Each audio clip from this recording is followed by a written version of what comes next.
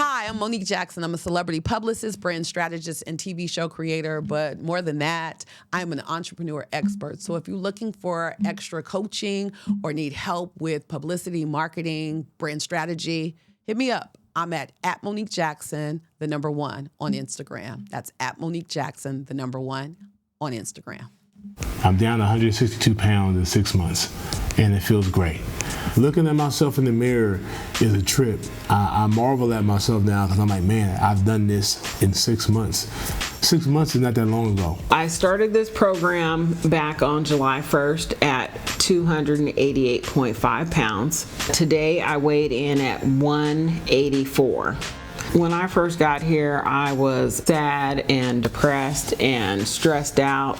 Over time, I regained my self-esteem, my willpower, my determination, and those things have helped me to grow and become happier with myself and in life.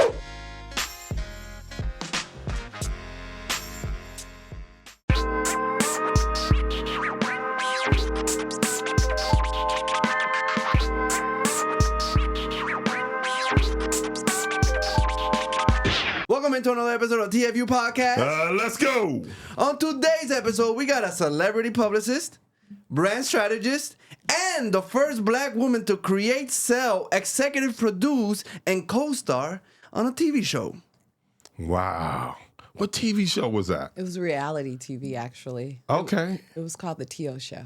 I remember that show. Yes, a lot of you all do. How many years was that show? Oh my gosh, we were in production for 4 years. We had 4 a years. really good run. And it still would have been on had I didn't make an executive choice. Well, me and Keita at the time, we had to make an executive choice in order to kind of, sometimes, you know, you have to move with integrity instead of move where the money is. And we all know that, you know, reality shows, they started taking a real turn. When we got on, honestly, the real reason behind getting on was to provide an opportunity for our then client, Terrell Owens. Right. And everyone knew him as this, you know, uber athlete. They knew the number, they knew the stats, and they knew the last name on that jersey, but they didn't understand the man, you know, underneath the helmet. Gotcha. And so we were working. Let me bring it all the way back. Okay, let me bring it right back. First of all, I was at Def Jam. I had some relationships at MTV just from working at Def Jam. You know, I was working there at the height of it all, right? So anybody that I picked up the phone to call, I could pretty much get them, you know, on a call and in a meeting. And so we decided at one point that we were going to take on athletes, right? And do some Def Jam decided. No, here's the thing. I'm glad you cleared that up. Okay. Because here's the thing. Okay, so let me take it further back. There was a Super Bowl that was happening. There was a Super Bowl that was happening in San Diego years ago. And I thought we had this brilliant idea. Okay, first of all, obviously, every athlete wanted to be a rapper, and every rapper wanted to be an athlete, right? I remember that. And so everybody was wearing everybody's jerseys and all these things, right? And so I had a meeting with a couple of agents here in LA, because I'm from LA. So I was just like, okay, listen, we're going to own the city like we always do, right? So it was out in San Diego, a little bit south of LA, but we still wanted to dominate. And that was Def Jam's whole thing. We always had to dominate the culture. And so I'm like, all right, it's going to be on the West Coast. We're going to make this hot. So we decided to do events like we normally would do for any other award season. We took over San Diego, downtown San Diego, and so we shut down places. We had a whole bunch of athletes come through. Our rappers were the hottest ones. We talking about DMX. We talking about Jay-Z. We talking about Ja Rule, the whole Murder Inc. run. You know what I mean? Rockefeller. Like we had anybody that was top anything was there, right? And so I met with a couple of agents and I was like, yo, this is what we need to do here, right? So of course we had all the top athletes there. I thought I was selling the best idea ever to Russell and Kev and all of them. Kevin Lyles was the president of Def Jam at the time. So I thought I was selling the best idea. I was like, yo, this is what we need to do. We need to have these athletes. We need to do this. We need to do that. Pump your brakes, Momo. Pump your brakes. Basically is what I got. I got the memo of pump your brakes. This is not what we're doing, okay? I didn't recognize at the time that Russell was pulling back his ranks and giving Universal a little bit more, run and free flow. Okay. You understand what I'm saying? So he was kind of stepping away even more so. And so we always ran ourselves like we were an independent company no matter what, right? So I thought that this idea was brilliant. Here's what Kev said to me. Kevin Lyles, he was like, yo, do the idea. Go take it. Make it sexy. Use what you already know and who you know to go get it done. He was like, but we can't really deal with this right now. You understand what I'm saying? So were you the publicist for in what capacity did you work for Def Jam? Good question. Every capacity. I'll tell you really quickly. So before, I was at Universal Pictures. So I was working on projects like with, oh my gosh, you name it. Brad Pitt before he was popular, Denzel, Nia Long, Terrence Howard, like you name it, The Rock. I was working on big campaigns. I did creative advertising. I did some international publicity there. So I had a lot of fun working with, big name people. That was when I was on my first private jet. I was on the sets, when J-Lo and Diddy first started dealing with each other, so it was a lot of stuff that was happening back then, right? And, this was before Instagram and Twitter and all of the cell phone activity or whatever. So what you saw is what you saw. And so I was one of the brown-skinned chicks that had the opportunity to see a lot of things because they thought I was hip. They knew I was smart. What can I say? But at any rate, this is how I got my job at Def Jam. Let me tell you. So here's the deal. So I'm working on this project, The Nutty Professor, right? Universal has the film. Def Jam has the soundtrack. Gotcha. Okay? And so that's how the worlds collide. So all of a sudden, I get this offer. I go to go meet Kevin Lyles over here at the Beverly Hills Hotel in the Polo Lounge. I'm at Universal, so I'm up on the hill. How am I getting to Beverly Hills on a 30-minute break? Okay? like right now, like his assistant calls me and she ran everything on the East Coast, right, for Def Jam. And she was like, yo, get there. I said, listen, I can't. I'm in the middle of working. I got this, da-da-da. She was like, I don't give a damn what you got to do. Get there. Okay, wait a minute. Okay, I want to make sure I got it clear. So now you're not working for Def Jam. I'm not working at Def Jam. You're working at Universal Pictures. I'm working at Universal Pictures. I'm telling you. Is that where you initially started when you came out of college? No. Okay, so you don't even want to know where I started from. Where did I start? First of all, I'm from LA. Okay. So I've always started. I was born into it, okay? No, seriously, because I always knew how to finesse things. Seriously, let me tell you something. I used to finesse it in the way where I worked at the cookie company at the Fox Hill Mall. I used to sit there, no lie. The guys from New Editions would come. I would give them extra cookies, be talking to them about their music and what they need to be doing or whatever. I'm talking about 16 years old. No lie. Mike Bibbs can tell you. You know what I mean? Ronnie DeVoe used to be over at the hot dog on the stick right next door to where the cookie company was. He liked the Westchester girls or whatever. But me and Mike used to sit at the counter, seriously, talk about music, he was working with this producer called named Rico at the time or whatever. He was doing ABC and the whole Biv 10 situation. I always had a hustle. So I was working at Fox Hill Mall because I knew there was that was kind of like the bougie but still hip mall at the time. You know what I'm saying? It was. So I was able to do that because I could finesse and meet people there. I worked with Lionel Martin. He used to produce all of the music videos. Everybody, you name it, SWV, TLC, anybody that was popping in the 90s, he was doing that. So I was making sure that I was on those sets too, assisting. Always working. Never wanted to be the girl that was the girl. I always wanted to be the one that used her brain. Gotcha. You know what I mean? And get connected. So I used to be on those sets, meeting people all the time. Oh my gosh, Jodeci. Let's not even talk about Jodeci. Those are my brothers. I was on tour with them when I was 17, like straight out of high school. Like the MC Hammer, Boys to Men, TLC tour, all the way back then. Now, that was my first experience. How'd you get on tour with Jodeci? I had Uptown hire me. Andre Harrell, rest in peace. I had him hire me because, listen, I knew how to, first of all. So you working at the cookie store, coaching Bev listen, talking to Bev. Coaching New Edition on how to be more successful. Listen. How they going to take you at the cookie store? Giving them feedback because you know what? Mike said it 20 years later, he was like, a real one recognized a real one. To this day, we are still cool. To this day, we will still talk business. Me and Mike Bears. Okay. It's just what it is. It's So just, now you're getting on Jodeci's tour. so I was on Jodeci's tour, So right? how'd you get on? So I know you said So we had friends. Harrell. But no, it wasn't because of Andre Harrell. Andre Harrell, Uptown only hired me because of Jodeci, because I could manage and help them move. It was crazy. Let me tell you. Let me explain. We had friends in common. Uh-huh. Let me make a very long story short. We had friends in common. When they were coming out with their first little music, they was doing background for Father MC. Treat them like they want it. They was doing all of that, right? And so they thought they was on. And so we were excited too. You know what I mean? We were young. So we were excited too. They were doing background, right? They had gotten signed. And so when they came out with their first music, anybody that's doing music, the first thing they used to do, especially then, is do a college run, right? Because they wanted to get the young people hyped and get the word out, right? And so they were doing a college run. After they finished the college run, they were setting up like places to do tours and stuff like that. Long story short, I end up in New York with $10 and a Snicker. Kid you not. $10 in a Snicker. Are you out of college yet? I'm not out of college. I hadn't even started yet. I was graduated. Listen, I graduated in June. In July, I was in New York until October. Got you. Go figure, okay?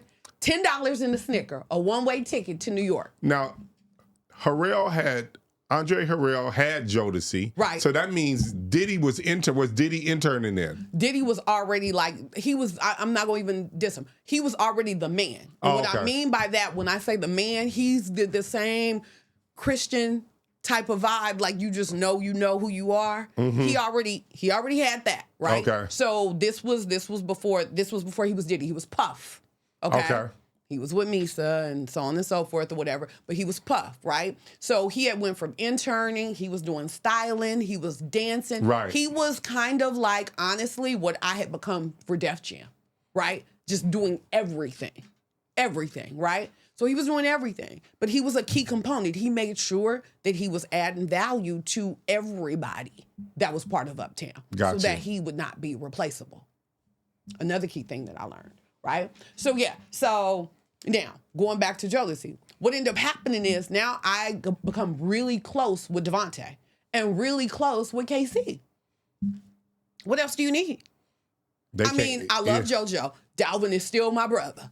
All the way through and through. We talk all the time, right? But at the end of the day, I have become really close with Devontae. I had a love for music.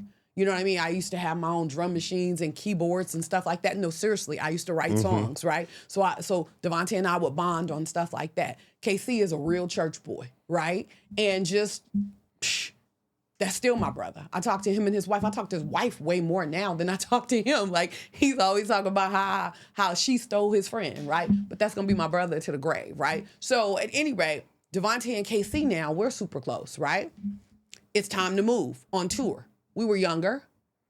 We were having a lot of fun. They were especially, but I was always the responsible adult. That's just true. I was younger than everybody, but I never drank. I never got high to this day, right? I never smoked anything.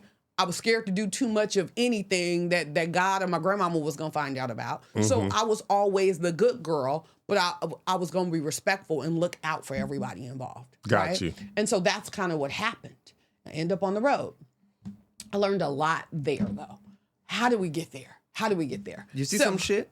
What'd you say? You see some shit on the I mean, tour? you always gonna see some shit. You go to the bathroom, you gonna see some shit. So, you know what I'm saying? You just flush the toilet, wash your hands, and keep it moving. That's what happens. What happens. So you traveling with young Jodeci. Basically, you're their young mother.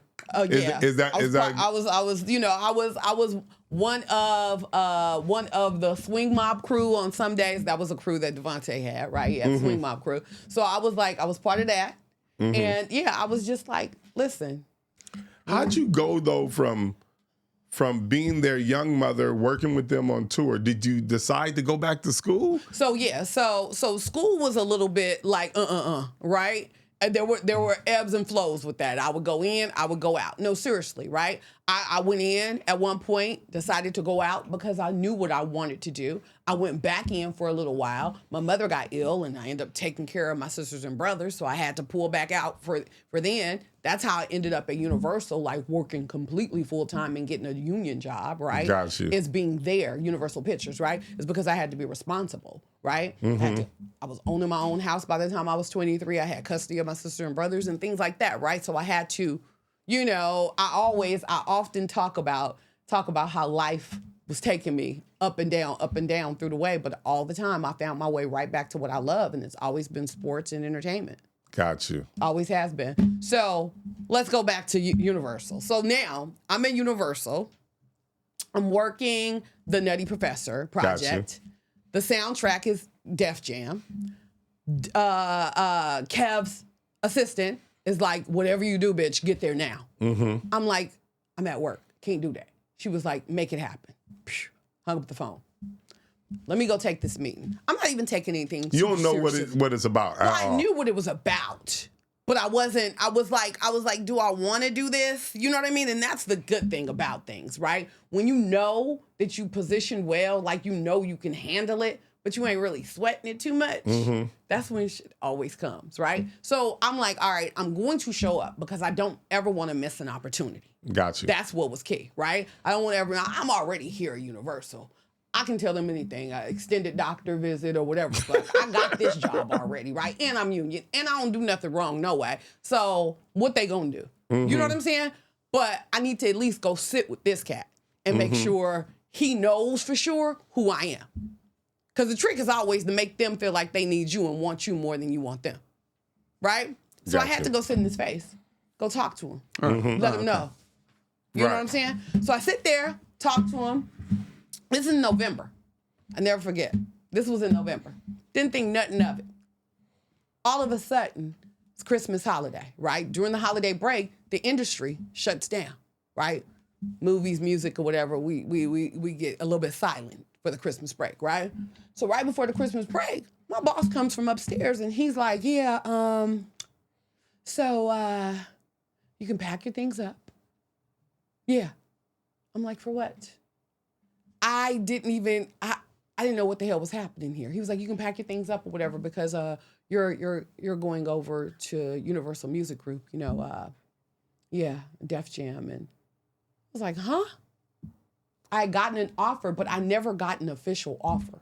Like, so at Universal, you have all of these interviews. You get an official paper and offer and things like that, right? So what happened basically was, since Def Jam is a distributor, or Universal distributes Def Jam's music, so it was an internal lateral move for you? It was not lateral, and it wasn't necessarily even internal. It was just the big wigs talking amongst each other.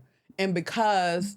and I got excluded somehow, somewhere in there. What'd you say? You got traded, like I got traded, right? But to a better team, right? And so here's the got you because I never got the official like email or paperwork or whatever. I really didn't even really know what the job was for. I knew Tina Davis had sat in that chair, right? The chair that I was gonna be sitting in. That's all I really needed to know. And what was her label?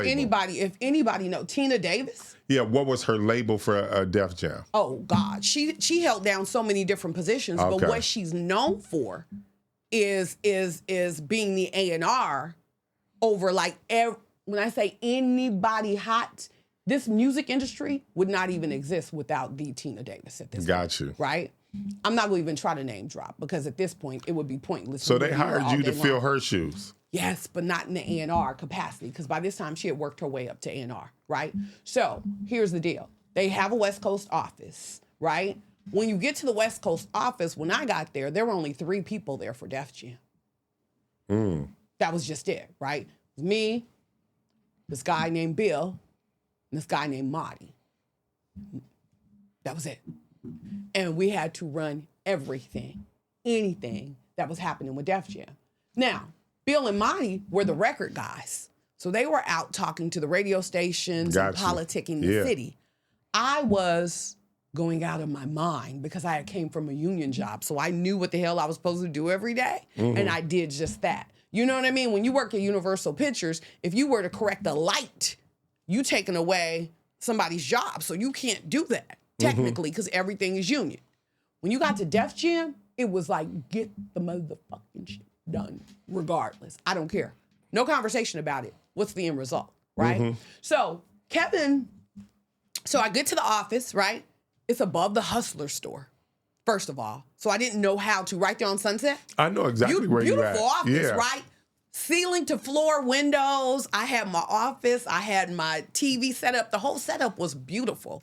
But it was like, how do I get here? When I got the address, I'm like, this is the Hustler store. I'm not going to look for dildos and condoms. What the fuck am I here for, right? What's going on, right? So I walk in, and I'm like, oh, there's a secret elevator right here. Go up. Don't know what the hell I'm supposed to be doing, right? So anyways, long story short, I called the New York office. What am I supposed to do?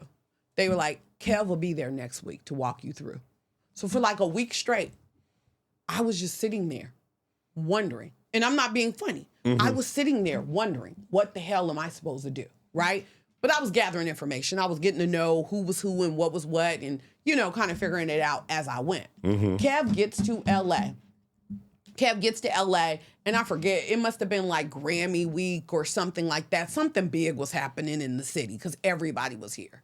So he gets to LA, he gets the car service. I meet him downstairs he meets me at the office. We get downstairs, get in the car. We tour the whole fucking city, right? We doing stuff like LL Cool J is on set, right? Because he's doing acting, right? We drop past there. We go past, a pop-up that we done shut down Sunset because DMX is going to do a pop-up concert all of a sudden, right? No lie, right? So we shutting down, Sunset. We go into the studio late at night to go mess with Ja and listen to what he got going on because Ja Rule's recording albums or whatever. We do all of these things, right?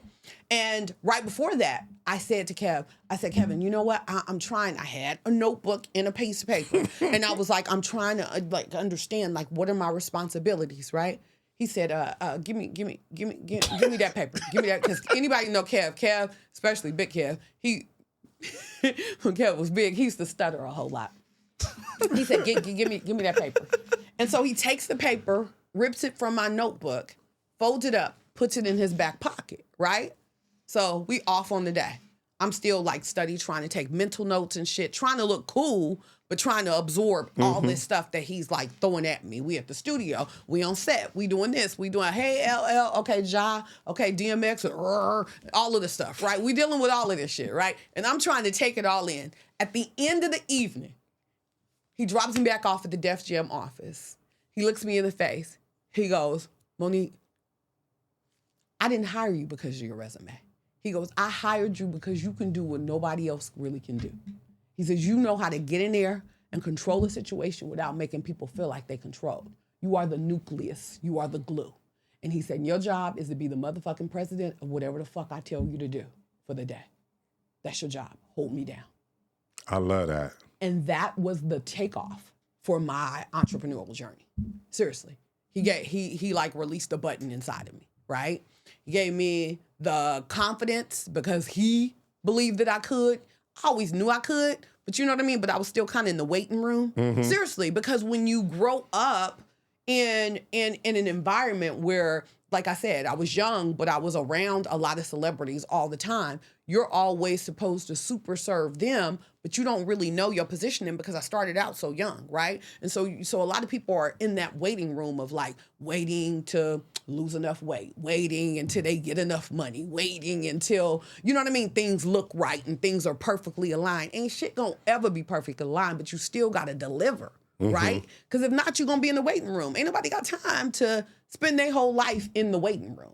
And so he really did give me that confidence to get out there and just go do it because I knew he was gonna back me up as long as I made him look good. So, gotcha. So was he basically your first mentor in the music business? It would be unfair. It would be unfair to say that only because I'm telling you, the conversations over the counter at the cookie company with Mike Bibbs meant something. No, seriously, because then I end up interning at Motown, right? So the conversations on the set with certain people, they all meant something. I watched Andre, right? Harrell, right? I watched how he would move and everything else or whatever. So it'd be unfair to say that Kevin was my first mentor, but he definitely was the one who clutched me up and was like, girl, you got this, and pushed me out there. You understand what I'm saying? Like nobody ever before. Now, you just mentioned Motown. So you worked there as an intern? Yeah. Did Mike Biv give you So that? no. He came downstairs one day and saw me there. No. So how'd you get that job? Oh, just knowing other people and asking questions. You ain't ever you can't never stop hustling. Wait. What's the cookie company exactly? It's like a cookie company? It's No, the she cookie worked in the mall. Yeah, no, Yeah. that's what I'm. Yeah.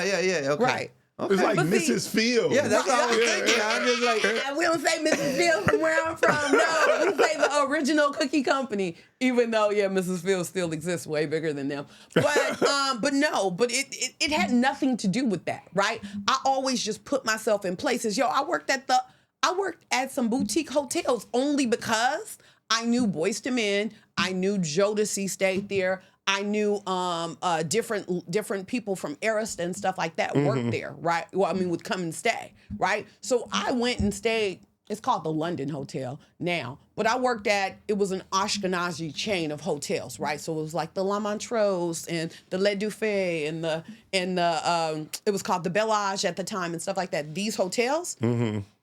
The only reason why I worked there was because when my friends would come, industry people would come, they would come stay at this hotel, right? I knew that how do you get more spotlight and shine on you? You get your ass a front desk job. You make sure you super serve. You make sure these music executives know who you are. So they're going to invite you to the parties. They're going to invite you out for this. They're going to come sit and have lunch with you. And when they need something, they're going to call for you before they call anybody else because you're a pretty brown-skinned chick and you know what the hell is already going on in the industry. So you were moving with intention. Absolutely.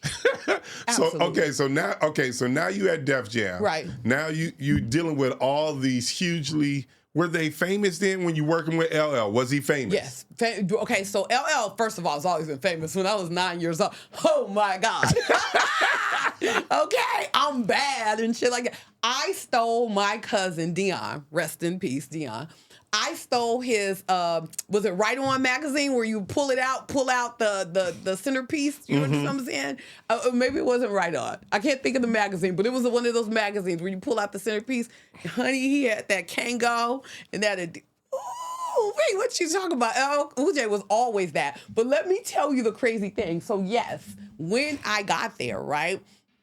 I was right there like 99 is when I entered into the building, right? So yes, so when I got there, yes, all of these people were Uber, right? We had one of my first runs, it was DMX, Jay-Z, and Ja Rule was the new booty, right? This was before Ludacris came. When Ludacris first came, oh my God, I didn't even like him. Like I was like, when I saw the demo, right? Because he was a DJ in Atlanta. Right, he was. Right? And so he had this demo situation album, right? The album ended up being called Back for the First Time, right? And so he was putting it out and the lick it from your head to your toe. Actually, I like Shauna, the female rapper that was part of DTP. I liked her, but I didn't like Ludacris. And here was the thing. I didn't like Ludacris because of all the wild hair and the gold caps and I was like, first of all, we don't need another one of this. Like we didn't need it. We didn't need it. I just didn't feel like we needed it. However, let me tell you how strategic he is and how much I love. When I say love with a capital L, I love him and like his whole management team, right? Because they oh my God, they're so brilliant, right? So I didn't necessarily care.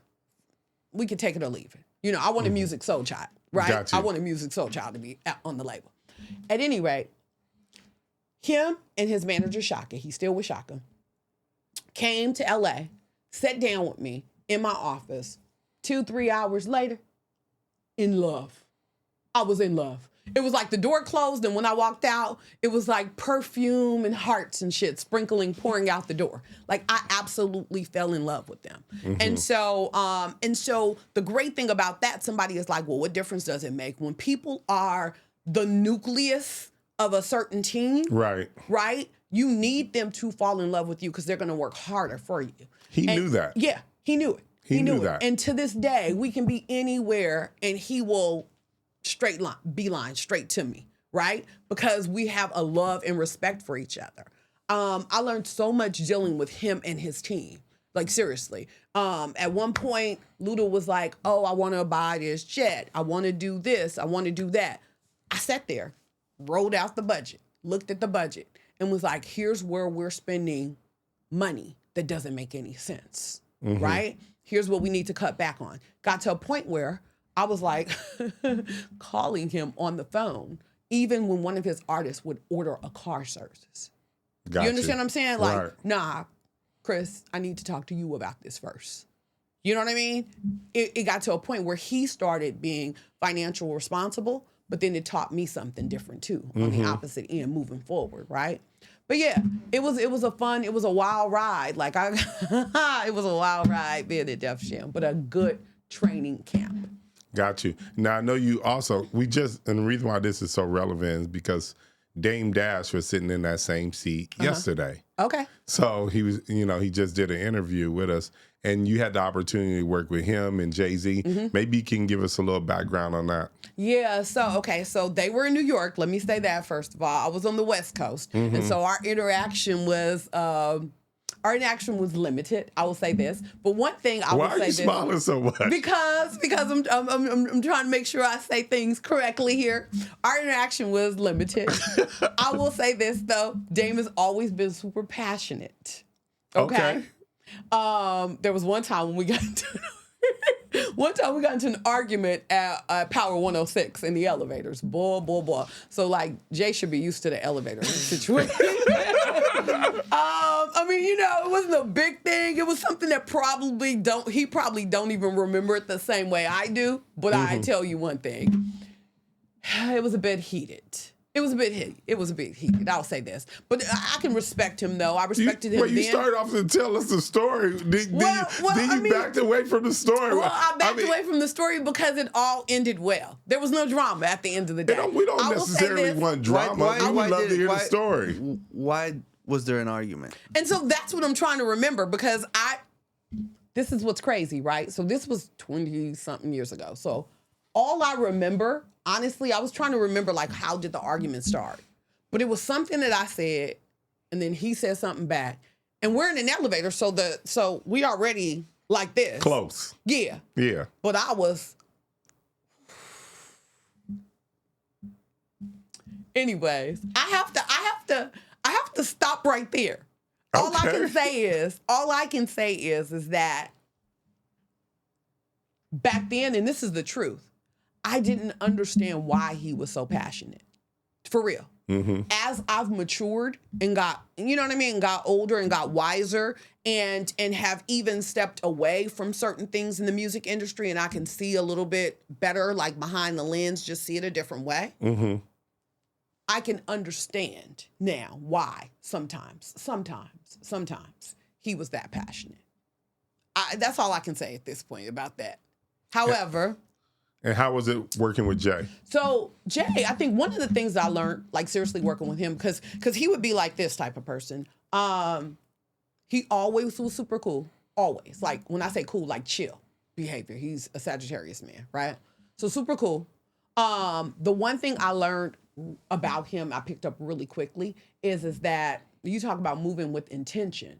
There were a couple of things I can say. First of all, the way he always tipped.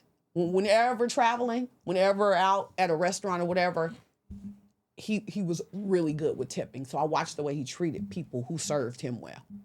That was one thing. His crew, he always still kept like a tight, like still to this day, him and Tata and, Lenny and like, it's the same ones, right? So I love that about him. The one thing that I think my biggest takeaway, like from Jay, is when we had a meeting as a team, right? And I'm talking about the whole label, right? Department heads, right? We had a meeting and he was strategic. He was like, I don't want to be looked at like this. I want to be on these outlets. I want to be looked at as a businessman now, right? So no, not necessarily shedding the rapper, but just kind of like, I want to be looked at as a businessman. I want to be taken seriously as a businessman. Pretty much was the memo. Like, I'm paraphrasing it, right? That's when he got out of the jerseys and started wearing button-ups. That's when you start seeing him on Charlie Rose. That's when you start seeing him, like, taking the private jets. I was with him when we were taking flights. Like I was literally booking the flights from Newark to LA on Continental Airlines, right? Nah, you know, he started doing PJs, you know, and those types of Van Nuys, that type of situation. You understand what I'm saying? And so to see the evolution of that gave me a blueprint, seriously, no pun intended, seriously, on how to move and how he strategically started making sure that certain people were in his corner and aligning with his agenda. So that was super sexy to see. Like I am glad that I got a chance to see that part of it. And were you around when him and Beyonce got together?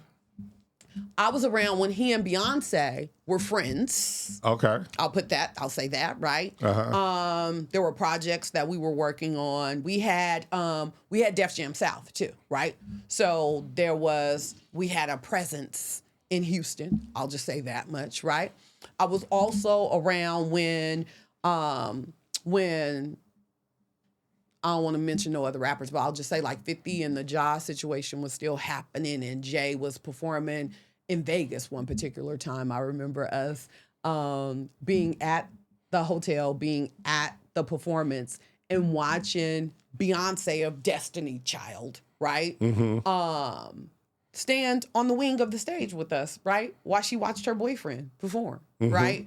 It's cute to think about that. Oh yeah, we ran to Aldo's afterwards and got shoes and stuff like that. It's cute to think about that type of stuff. But I'm real glad. I'm really glad for them to see that their relationship elevated to what it has become. So yeah, that's been a good thing. But yeah, I was around in those beginnings of times. So how was it working with Russell Simmons? Yeah. So Russell is, how can I say this? Russell, by the time I got there, Russell was the guy who had kind of like done all his partying. He was the guy who was into, you know, meditation and things like that. We honestly had a company retreat at one point, right? We would go to like the Poconos and stuff, like Def Jam we would have company retreats every year. And so we would go to the Poconos and do stuff like that. At one particular point, he had us he invited us to do this meditation. I was talking to him and yapping about something that was going on. And I can't even remember what it was, but I was pretty amped. I had probably Dame Dash energy at that point. And so Russell ended up saying to me, he was like, want nothing. You already got everything you need. You know, he said something like that to me. And I thought, oh, geezer, like he really out the game. Like he ain't want to fight. Like he don't want to, you know what I mean? I wanted that energy and whatever it was. And I'm sure it had something to do with the artist or something, right? And I was super amped. And I remember him like telling me like, just want for nothing. You already have what you need, like type of thing. And it was like real chill. And it felt dismissive to me. Cause I'm like, nigga, where are your guns? Let's fight. Like we gotta, not fighting him, but you gotta fight and be on our side for this. And he basically like dismissed me, right? And so now I can understand, again, being now mature, right? Understanding that, yes, that some of the things that we wanted then, if we understand now, I mean, if we could have understood then, Def Jam and the artists wouldn't have never been who they are because we wouldn't have had the fire in the fight. But now taking a look back on it, the Russell that I was being introduced to wasn't the partier, wasn't this, wasn't that. He was the more level set person. He wasn't as namaste as he is now, but he was definitely moving in that direction. You know, he and Kimura was still married. You know, she always was the one. Love her for that. But he was always like leveling out and being real chill and like bringing people back to center. So it was a good thing. Since you were around that time, and I think this happened around that time, the Source Awards, when Suge Knight appeared, were you in the audience then? Yes, Lord. Maybe you can give us a little insight on. Make it out. There was a lot of things happening that day. First of all, I'm trying to think what artist was I with LL that particular time. I want to say that I went to the Source Awards with LL, but I could have been mistaken. Child, at some point I would have 9 rappers on my roster at one point. You know what I mean? And they all were Billboard charting. So I can't really say. But I feel like I was with Eric Nix. He worked with LL. And I feel like I think I was with LL and Eric that particular time. But I don't want to stay glued on that. I will tell you, I was at the Source Awards almost every year because I was, you know what I mean? So I might be mixing it up a bit here. But there was so much going on. Like even for you to ask the question, seriously, the trauma sits back in. I'm not, y'all laughing, but I'm serious because I'm from LA. So you understand what I'm saying? So I understand how it can go down. Right. You know what I mean? South Central raised me still. You understand what I'm saying? Yeah. So there was real fear for me, for everybody in the room, not just one particular person. Because when shit goes down, whoever's around can have it. You understand what I'm saying? So there was so much tension in the room, backstage, in the audience. If I'm not mistaken, that particular time, I went backstage and then I end up leaving in the car. And I'm not being funny. I left. You left I didn't the awards? Let me tell you something. That wasn't the first time I left something. But I did. Because at heart, like anybody that knows me knows that I'm not about all of that. Like I said, I don't ever drink, I don't ever smoke. I'm not about all of that. And I literally thought that I thought someone was going to walk out unalived, as they call it now. So did you see when Suge made his statement? Like, I'm trying to see when you left. That's what prompted. Okay, first of all. Okay. There was a statement being made before the statement was being made. Okay, because you know how Suge rolled. Right? No, I want to live, so I'm not talking about too much. But I'm going to say this. We know how he was rolling. So there was already a unstated statement, right? Just understanding what it was. However, at the same time, Puff had the right to do what, you know what I mean? Like no one man can tell anybody how to run their company or run their label, right?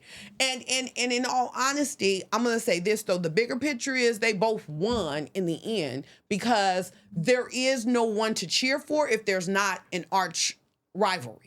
Do you understand what I'm saying? So like in the end, it was like no matter if you was Team Death Row or Bad Boy or what have you, you know what I'm saying?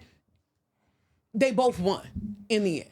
That's all I can say. But I will say this though, that particular day, I swear I'm trying to count my words, cause here's the thing, we know how long is Suge locked up for? How much can I talk about? How long is he gonna be locked up? He got another 10 years. Yeah. But you know what? I actually spoke to Suge a couple weeks ago. Okay. He gave me a call. He nice and cuddly now. He a sweet guy. We did talk to an attorney though that supposedly is representing him, and he's saying he's coming home soon. Good. Look, he needs to come out. No, but on the real, like, I'm gonna tell you the truth. Even being in LA, like, when I was younger, like, I even wrote, like, in the studios. I used to write for Eazy-E and stuff like that, like hooks and stuff like that, right? Back in the day. So you're in the studio with Eazy-E too? Let me tell you something. What the hell is going on? Let me tell you something. You rolling with Jodeci, New Edition, Eazy-E. Now you work for Def Jam. I was in the studio when Michael Jackson was doing History album. Oh, I knew almost every producer and everybody else on that. Like, yeah, child. Can you go into detail with the Michael Jackson? What about Michael Jackson? Being in the studio when he was, you know. So I don't talk about him too much because I still work with his estate sometimes. But I will say this, though.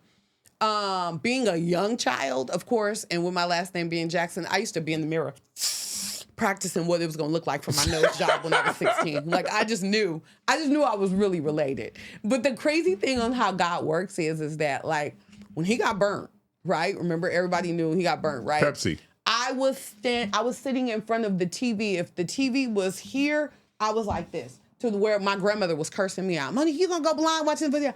I cried until she took me down to the hospital. She was like, you're not gonna be able to see nobody over there. I just wanted to be near. So she took me there. Fast forward, seriously. Fast forward. when there were other opportunities, because I worked at Soul Train too for the Soul Train Awards and Soul Train. I'm dating myself, but it is what it is, right? I worked at Soul Train. I lied to Don Cornelius and Tony Cornelius them and told them that I was older because back then you didn't have digital stuff. You just had a piece of paper, right? Mm-hmm. So I was 16, but I wasn't 18, and I was working on set for the Soul Train Awards. So I would see like all of the iconic people, right? The Diana Rosses and Gladys Knights and Michael Jacksons and stuff like that, right? Luther Vandross left me outside of his trailer when it was raining. If it wasn't for Patti LaBelle, honey, I would have been out there like a wet puppy. She called me into her trailer and gave me some food and everything else. And y'all laughing. I was probably like 17 or 18. Why he leave you? Because Luther Vandross was a perfectionist, and I was work. I was the staff. I was not his friend. So my thing was I was doing talent. I was part of the talent relations team. Mm-hmm. So for Soul Train, I used to even like for the Soul Train, whether it was Soul Train itself, like the TV show, or it was the Soul Train Awards, I still worked with the talent. So my job was, let's say we're talking about Luther Vandross, so it was the Soul Train Awards. My job was to make sure that I stayed on guard with whoever the talent was. I was assigned to Luther Vandross. Got it. So I was to get him from his trailer underneath underneath the Shrine Auditorium, back up stage and do all of that stuff, right? Luther Vandross was arguing with someone back on the East Coast. And he was having a conversation, and even if he wasn't, I still wasn't invited in his trailer because I was work. You know what I mean? Mm-hmm. Patty, come on in, baby, sit on down. Do you good? You know what I mean? She's that way. Luther was there to do a job. And so that's what he was doing with his sequence jackets on. Okay? So it started raining.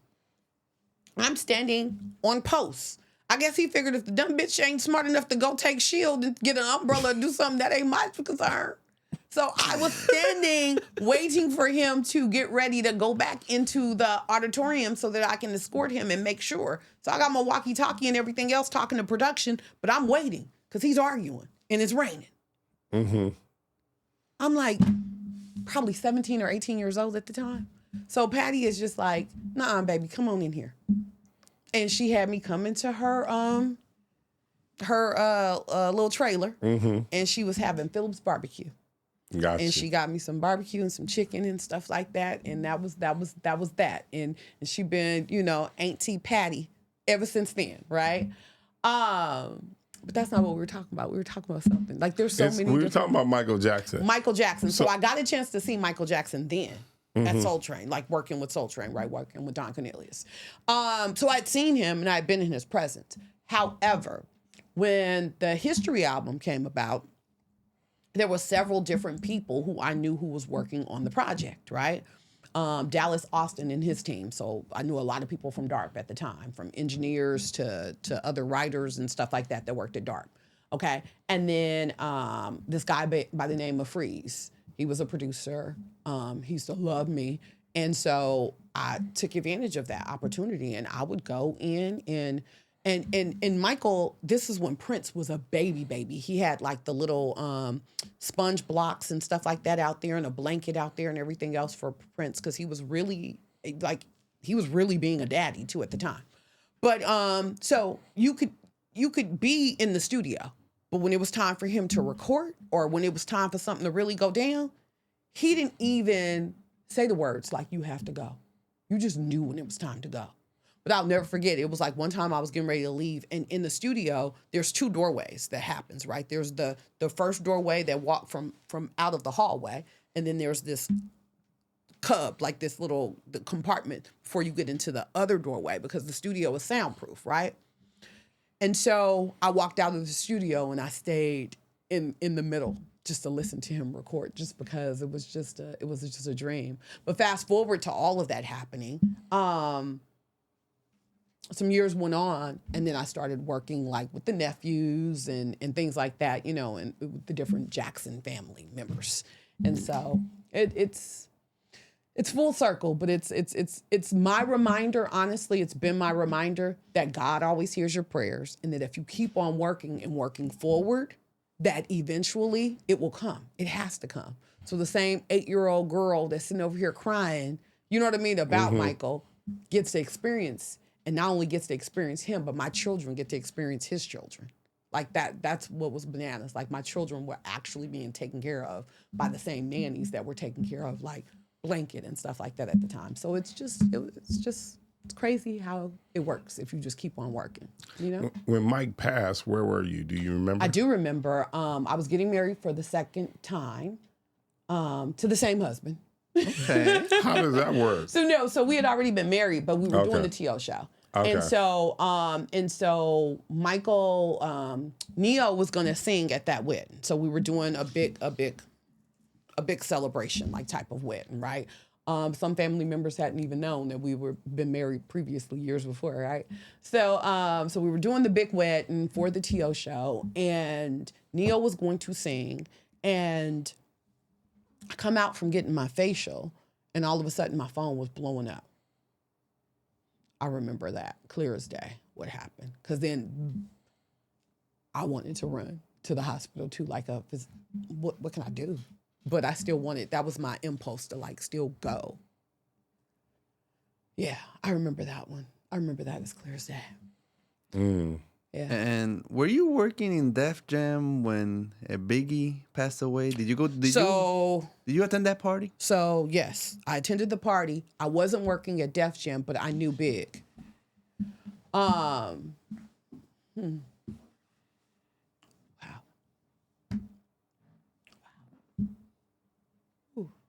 You okay? Yeah, that just threw me for a second. Big. Wow. Take your time.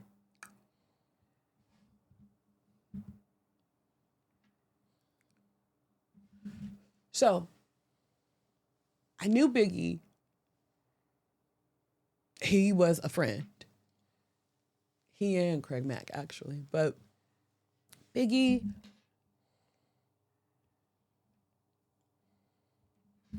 this is crazy. Wow. I think. You want to take a second?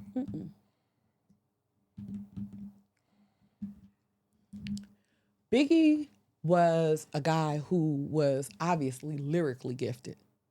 But just like even in conversation, he was a super intelligent guy. And so one of the things that I really loved about him was that he kept it 100 no matter what. And so we would have conversations, right? And if I'm being honest, I know that the entry point was that I was cute and he probably was attracted to me and things like that.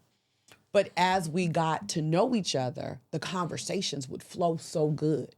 And I don't care if he was in New York or if we were in West Hollywood at a hotel that he was staying at and we'd be on the rooftop talking for hours. He was a great conversationalist. I think when I think about that night,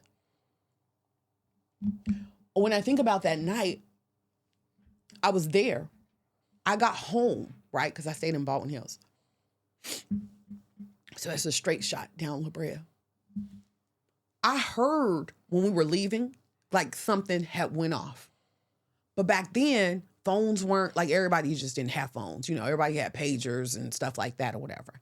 I didn't even make it all the way through my door before I heard. And I honestly thought that he was going to be okay. That was just what I thought. You know what I mean? But he wasn't. And I think that what really messed me up for a long time, and obviously it's bothering me now, is that he really enjoyed the West Coast. He yeah. Anyways. Anyway. Yeah. To jump back into Def Jam, first, are you okay? You good? Okay, Yeah, so jump back to Def Jam. What was one of the most important things that Kevin Liles left you with? Like I said, it was that button, like pushing me into believing in myself. His birthday was yesterday. My intention was to call him a couple of times, but I was busy with all the other stuff that's happening. It's award season.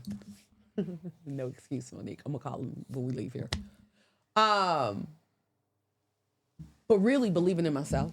Like when there were so many times when we would have conversations, and at the end of the day, he would say stuff that would release you from having any excuse.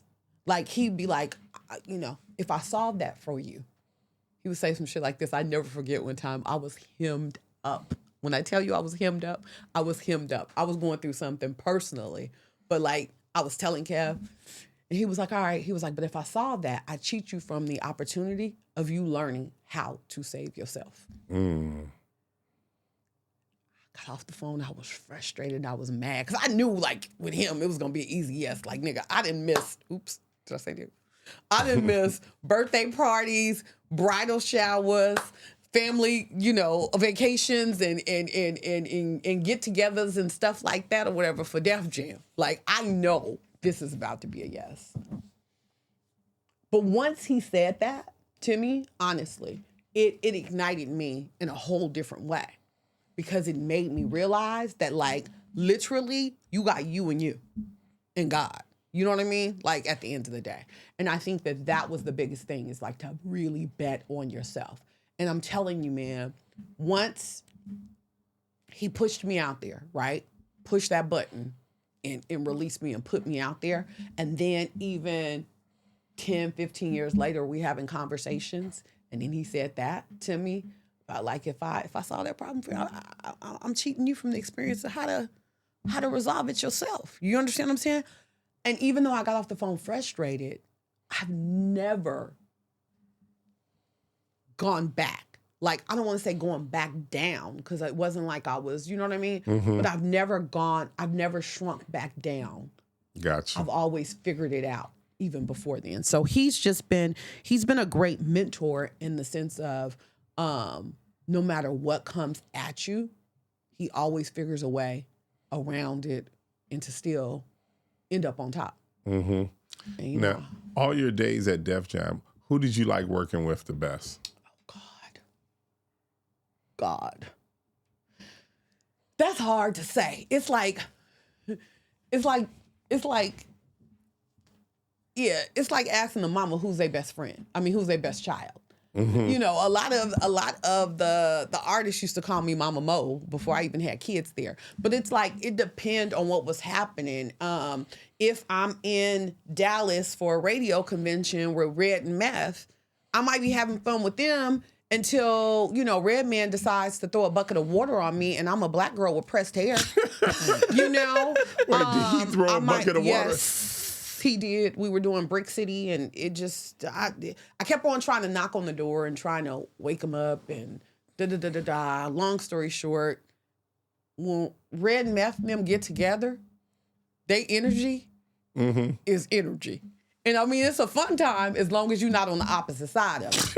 You know what I'm saying? So I could say, it was Red and Meth or on one point, but then I could say it was Ludacris for other reasons. You know what I mean? Ludacris and I had a brother and sister relationship. Like from when I was there, when he first did, when he did the Fast and Furious the first time, like, you know what I mean? I was at the premieres, and when he would accomplish certain things, his team would literally fly me out to Atlanta on their dime so that I could be a part of it. You know what I mean? So I could say it's the family ship and the camaraderie there, right? Mm-hmm. But then I could also talk about, Ashanti and how hard I was betting on her, you know what I mean? Being the first lady of Murder, Inc. And we walking down, talk about the Source Awards in Miami, yo. We were in the heat, okay, in the summertime, walking 10, 12 blocks with wings, a box of wings. Like, if we ever can find the clip, I don't even know I can't think of what year it was. It might have been 2001, 2000. But when she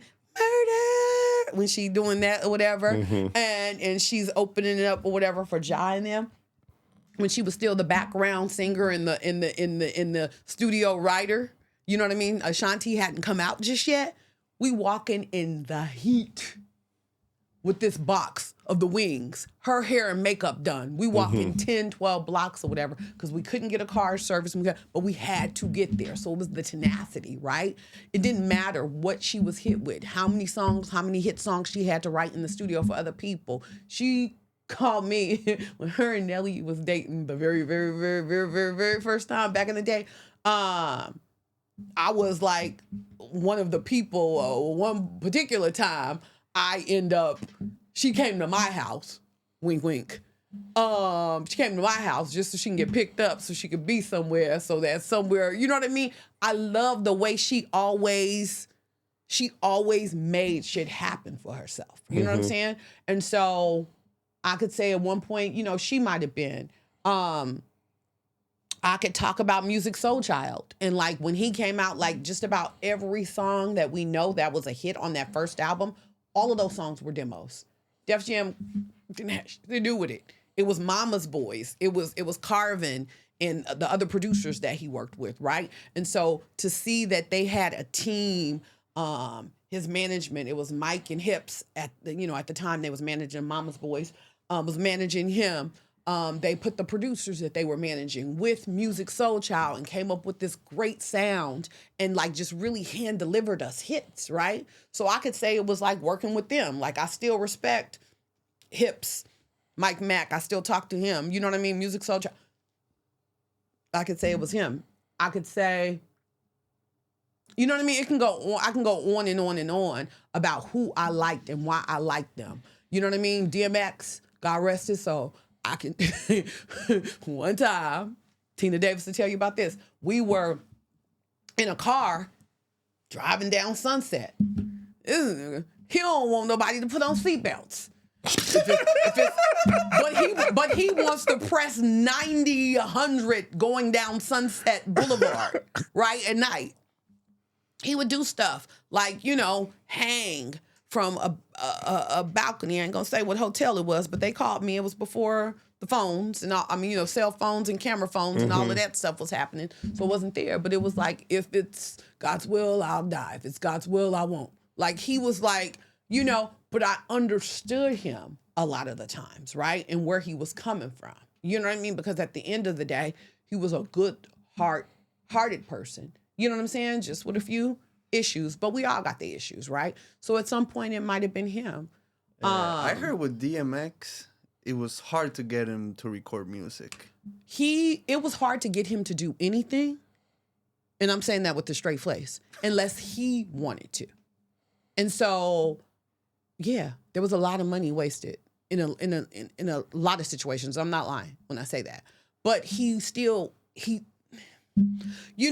there's like this whole thing that Newton's law, right? For every reaction, there's an opposite and equal reaction. So for him to be that great at what he was able to do, like seriously, we could do pop-ups. We could do a U-Haul, like rental truck, and have the big ass speakers. And we would already know, let's tap this off and put this aside for the city fines that we about to get, right? Street team would poster board up the streets. We would get in trouble for shutting down certain streets, main streets too. And he would hop out with the speakers and shit and do a pop-up, you know what I mean? A pop-up whole ghetto concert. But the neighborhood loved him. You understand what I'm saying? So when you get to that level of reaction and what he gave the crowd, what he gave the fans, that was a cost that we were willing to pay as the label, when it was like, okay, we paying 14 extra hours of studio time, this nigga still ain't showed up, right? Was willing to pay that because we needed that type of excitement, that type of vibration for our culture. And it was gonna help the rest of the artists that were coming in, right? There was a time when I had to negotiate having somebody like DMX, having somebody like Jay to get this unknown rapper called Ludacris in position. Do you understand what I'm saying? And so it was a price that we had to pay, right? But at the end of the day, it was worth it, and we would do it 10 times over again because he still is a legend. He will forever be in hip-hop history. Yes. Iconic. Yes. So the one group we haven't talked about that was a part of Def Jam was Murder, Inc. Were you there for the beginning of that? Okay, so I was there. Let me tell you something. Irv, R.I.P. Irv. What's up, L.A. Chris? Chris Gotti. Chris Gotti, I call Chris Gotti L.A. Chris because there was a point in time when he was trying to get me to come to the East Coast and work for Murder Inc. And I'd be like, no, we need to do L.A. Because I was, no matter what, I never really wanted to leave L.A. I used to go like and be bi-coastal, but I never really wanted to leave L.A. because, you know, I'm L.A. So I started calling Chris L.A. Chris. And respect to them. I'm going to say this, you know, the whole thing about it, the one thing I loved about Irv and Chris was that they really are my brother's keepers. I have to say that. Irv taught me a lot. Let me tell you something. This was one of the things that Irv taught me. Okay, so I had a nice house, right? When I was young, like even to be young and being at Def Jam. So certain artists would come through. Like I said, Music Soul Child was like one of my little babies, I would say, right? He gonna come to LA. Instead of staying in a hotel, sometimes he would stay at my house, right? All right. Irv was the one who told me, like, nah, this is what you do. You build back Def Jam. Because guess what? The night at your night at your house is gonna be cheaper than the hotel. But by the time it's all said and done, you still doing business. Like, you got to do it this way, right? He taught me, man, he was a smart motherfucker.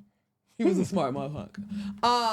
I there at the very beginning? No, because Irv was A&R and Irv was doing a whole bunch of stuff in the beginning. Like I said, I came in 1999. So, you know what I mean? So it had already the wave had already started. However, Def Jam was the house that Irv built at one particular point. Like, seriously, I wouldn't have had a job if Irv had set it up that way. Ja, J, X. All of that was Irv. Right.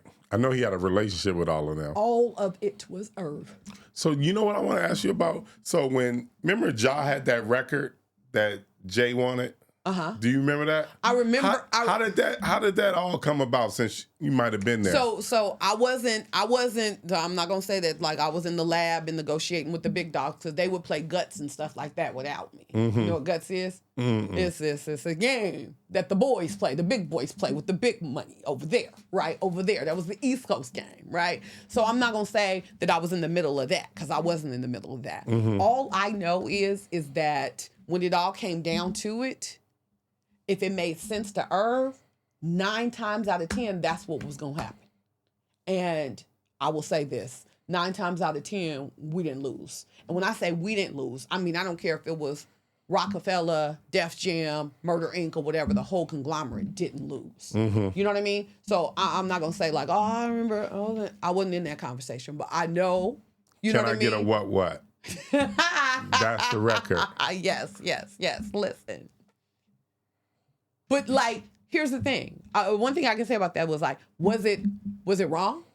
No, it was a win. It was a win. You know what? It actually set me up for Ja Rule. When Ja Rule album came out, I heard his verse on that record with Jay, and I can't remember the girl's name. Emil. Yeah, and her on the record, I was like, I can't wait to hear his record. Because his verse, he kicked ass. Right. And at the end of the day, Def Jam was still eating off of it, so it meant that I still had a job. Do you understand what I'm saying? No, I'm saying, so like, 9 times out of 10, if it made sense to Irv was super passionate. Some people would call him a lot of names, right? They wouldn't say it to his face, but they would call him a lot of names because he was super passionate. But one thing you cannot deny is that he had his finger on the pulse when it came to that music at that time. And he was not going to lose. Same thing with Ashanti. I honestly thought, and I'm not being for real, I'm not being funny when I say this because I love Bon Bon and all of the things. I love Tina, her mama. I love her sister. You know what I mean? I love it all. But when she first got signed, I was like, there's so many more people that's more talented. As an artist, because she's a dope songwriter. But I'm talking about as a singer. Talking about Ashanti, right? Her voice, right? It was like, it was good. And that's where I stopped. It wasn't like Mariah Carey or Amazing or anything else or whatever. But then Irv ended up saying to me, but that's the reason why she's about to like watch. So I started going past the studio and seeing kind of what was up, right? But at the end of the day, it was this. She was great. Her penmanship is great. She done wrote, you know what I mean, for like the J-Lo's and, you know what I'm saying? She done wrote some big records, right? Ashanti has. At the end of the day, she sings really well. Gifted vocally, but not amazing. We're not talking about Mariah Carey, Whitney Houston, right? Right. So I just thought to myself, with the resources that Irv had, he can go find another junior Whitney or Mariah or whatever. But he wanted that girl that can kind of fit in between the other, like, Mary J. Blige flow of everything else. He wanted his Mary J. Blige. Gotcha. You see what I'm saying? A girl who can sing, but the street would respect, and we can pretty her up to make the pop people rock with her too. You know what I mean? So at the end of the day, it freaking worked. Because by the time them songs came together, I was right there in the dark, shooting foolish, right there on set, watching everything happening. You know what I mean? From Nia Long and her directing it, and Terrence Howard making his cameos and all of that stuff or whatever. I was right there. We was right there off of Wilshire shooting that. And then the other thing I was going to ask you, so since I know you saw that, then was the beef really real between 50 Cent and Murder Inc.? How real was that beef?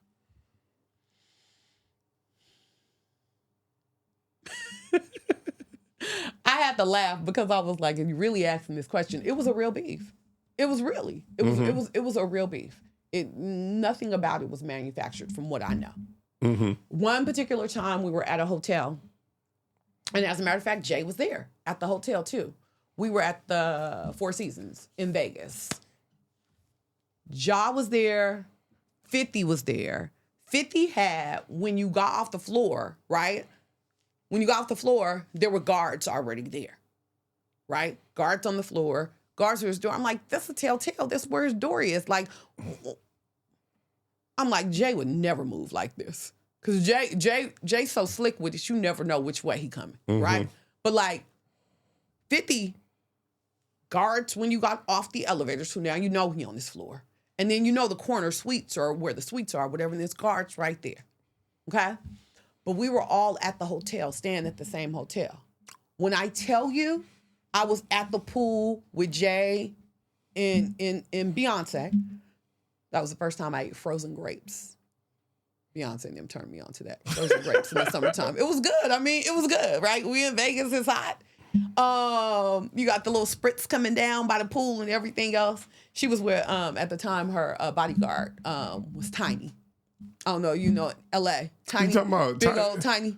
He used to be at the Key Club. What's Tiny's real name? I can't even remember Tiny's real name, but he used to be at the Key Club and stuff like that. 6'5"? He real big and real big. You're not talking about the wrestler, right? He not a wrestler. Tiny from Friday. Nah. That's his. See, I know him from my part. See, Okay. at my part, Okay. Zeus was really. They called him Tiny. Okay. They called So wait a him. minute, we're gonna have to swap photos after this is over we or whatever do, to figure we do out that. which Tiny is. But anyways, he was Tiny. And child, he was oiling me up. He was oiling me up. I have my James Bond like type of Halle Berry like 2-piece on, right? So I thought I was, I had my hair cut short then. So he oiling me up or whatever, and Tiny is oiling me up, and he's sitting in the chair, and the chair breaks right while we on the we were right at the pool. But on the opposite end, 50 was all the way over there in the cut. He didn't even. I guess the reason why I started telling the story is because he kept his distance. I never dealt with 50 like that, right? He kept his distance, and just knowing the rules of engagement or whatever, I never would talk to him. Like, I never would say hi or anything else because I knew I worked at Def Jam. I knew I worked with Murder Inc., right? So it's like, you got to pick a side before you pick a side. Right. So ain't even no point in doing all of that. So, yeah, the beef was real. The beef was real. The beef was real. But, 50 still want beef with everybody. Yeah. Well, he right now he's currently going up against T.I. Yeah. It's like, why? Don't do that. I've seen T.I. fight in real life. So, like. You have? Yes. Because I heard he challenged Mayweather, so he actually can fight. T.I. it's like WWE and all of that shit. He took down tables and all kind of stuff. One man, this big, I don't play with T.I. Right. I don't play with T.I. And I'm not saying nothing because, 50 all and Gorilla and, all and everything else.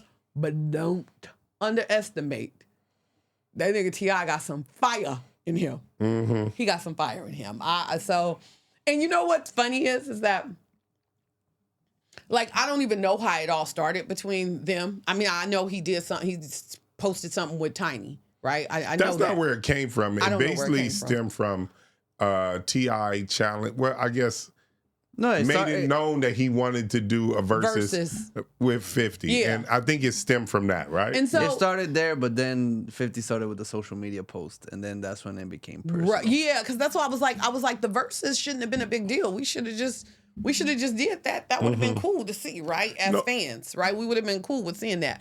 But then all of a sudden it got ugly. And I like his kids. I like tip kids coming up. I'm like, they coming to their mama's defense, like they should. Right. So, that's neither here nor there. I'm going to say it like this. Atlantic did not give me a check. And what label was 50 on? I don't even know what label. Interscope, what was he on? He was on Eminem's and Dr. Dre's label. So that was Interscope, right? Right. They ain't giving me no check. So I don't care, really, at the end of the day, what was happening there. But now, I heard you mention Mary J. Did you get a chance? Because I know you worked for, you said Uptown, right? Right. Mm-hmm. So did you get a chance to work with Mary? Early, in the very early stages. Okay. In the very early stages, yeah. I'm going to say that. She was a different Mary. Okay. What that mean? Yeah. She was a different Mary. I mean, it's publicly known, so I'm not talking about, like, I'm not being... I don't follow her career that well. I got you. But I wanted to say that it was publicly known that, she had habits where she wasn't treating herself kind. Okay. You know what I'm saying?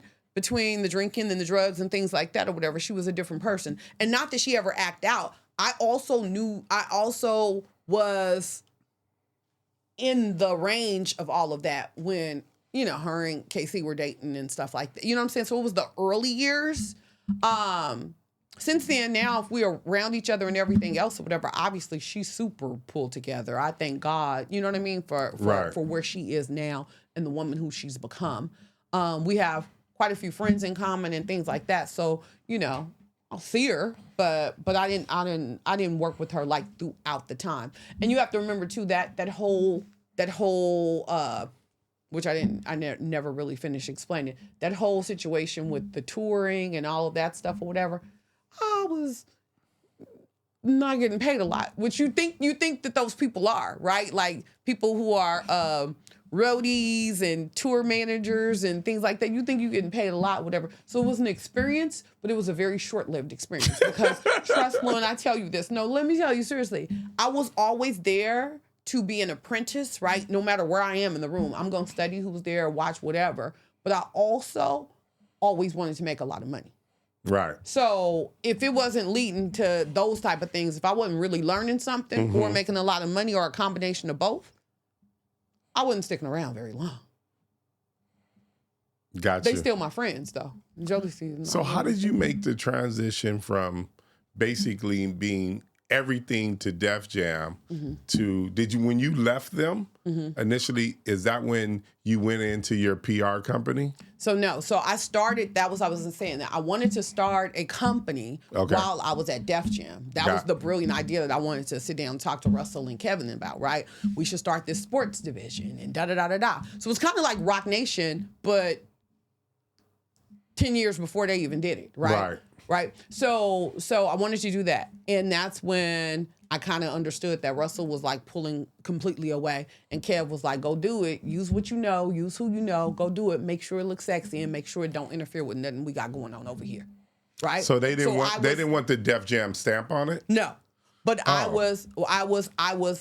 that was because Universal Music Group was taking more of the ranks over Def Jam, right? Gotcha. At the time, right? So I had permission to do it. So what it became was the side hustle. So then I decided that, that's when I was like, all right, let me grab Keita.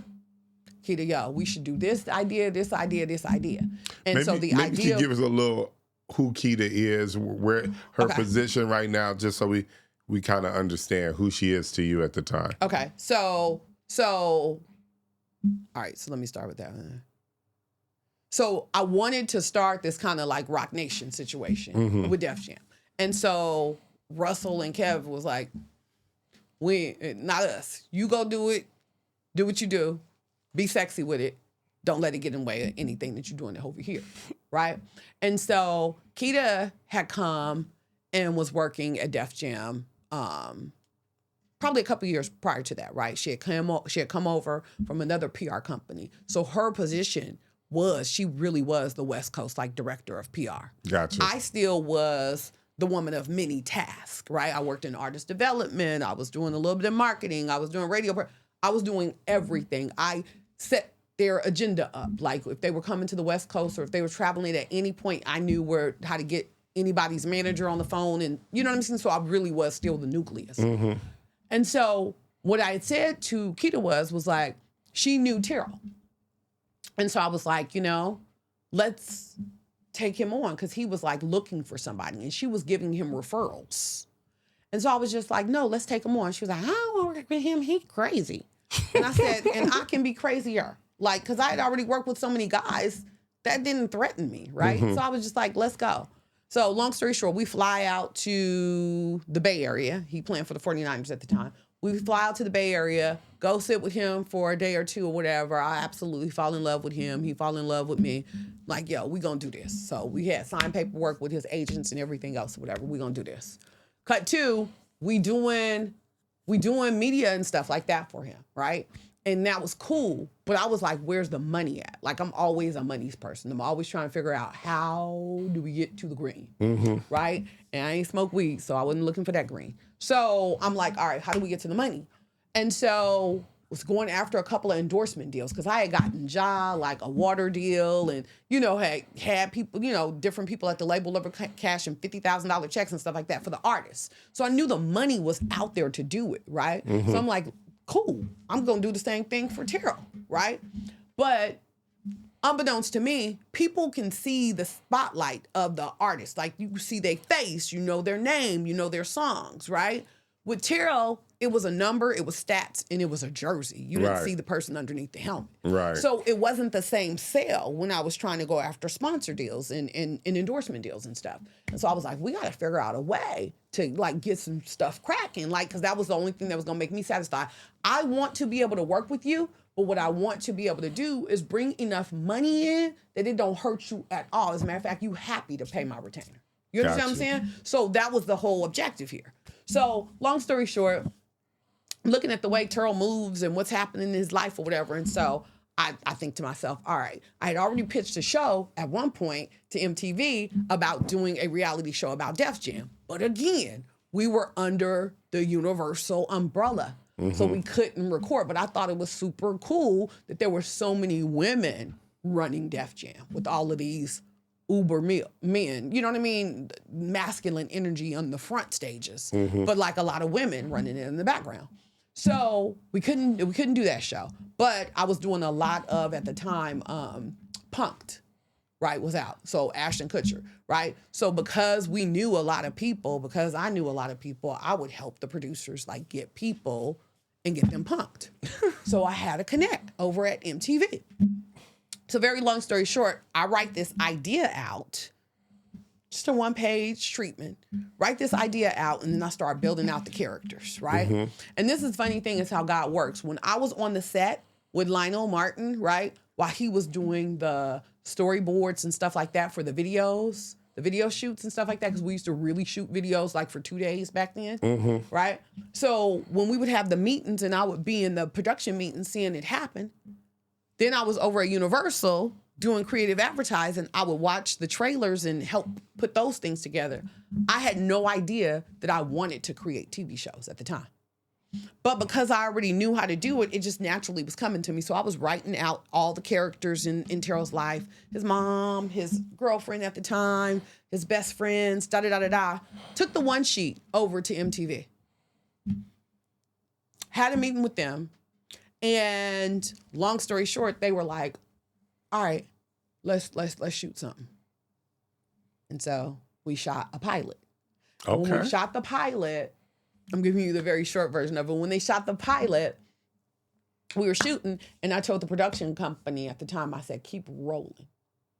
And I wanted to pull. So now I'm producing it with them. Like I'm telling them, keep rolling, because I knew it was more. Because Terrell kind of locked up the first couple of times. Because now all of a sudden, it ain't cameras talking about stats and what you gonna do. And I'm going, and you know we the best. And that, no, I'm gotta watch you in real life be you. He was boring.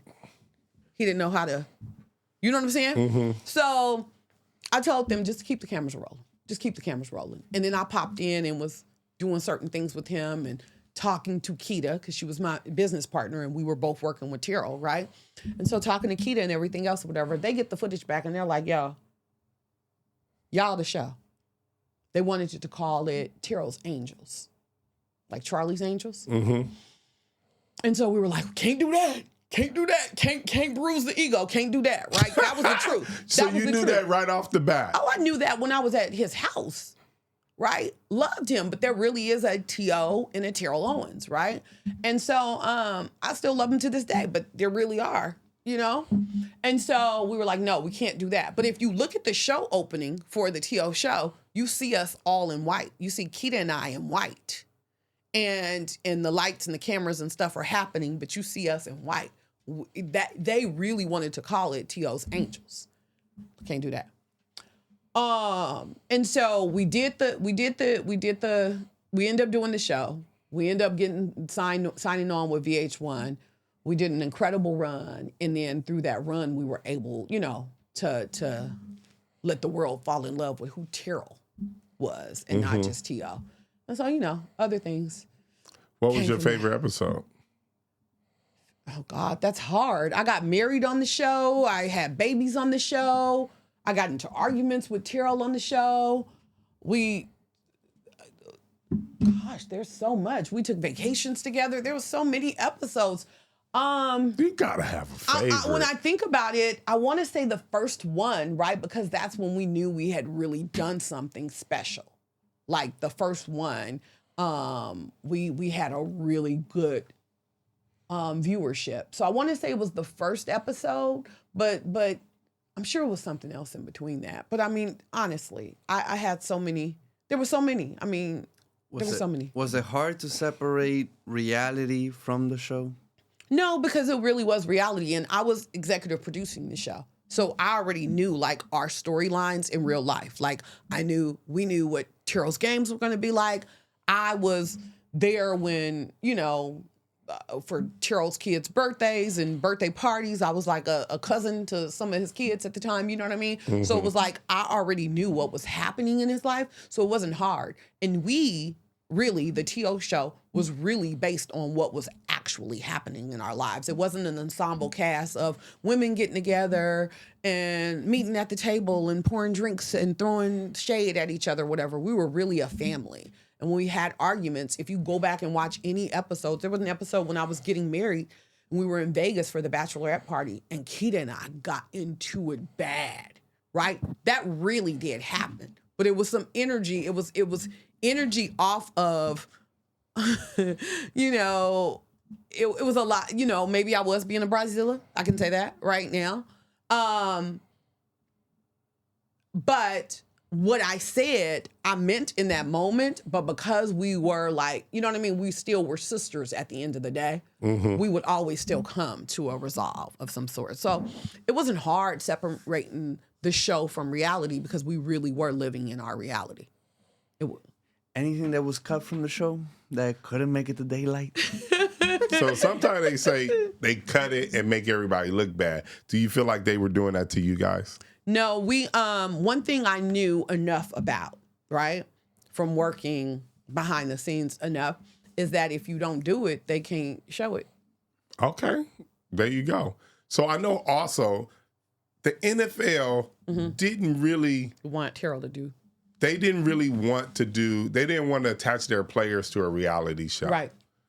So how did you guys manage that relationship with the NFL? So it was a lot of things because it was agents too that didn't want that because they wanted to be able to control the narrative. And the thing about it is that we did a few things. We obviously had to give the NFL in contract first position. So anything that they needed from Terrell overrode whatever it was that we had to Gotcha. do, right? So that was one thing. The other thing is that, you know, what people don't understand is like the players only work really 17 weeks out the year. So we had all the other time to shoot. So we didn't shoot during the season. When we did, we made it very minimal, right? There were some times when we were going to games and things like that, but we stayed out of the way.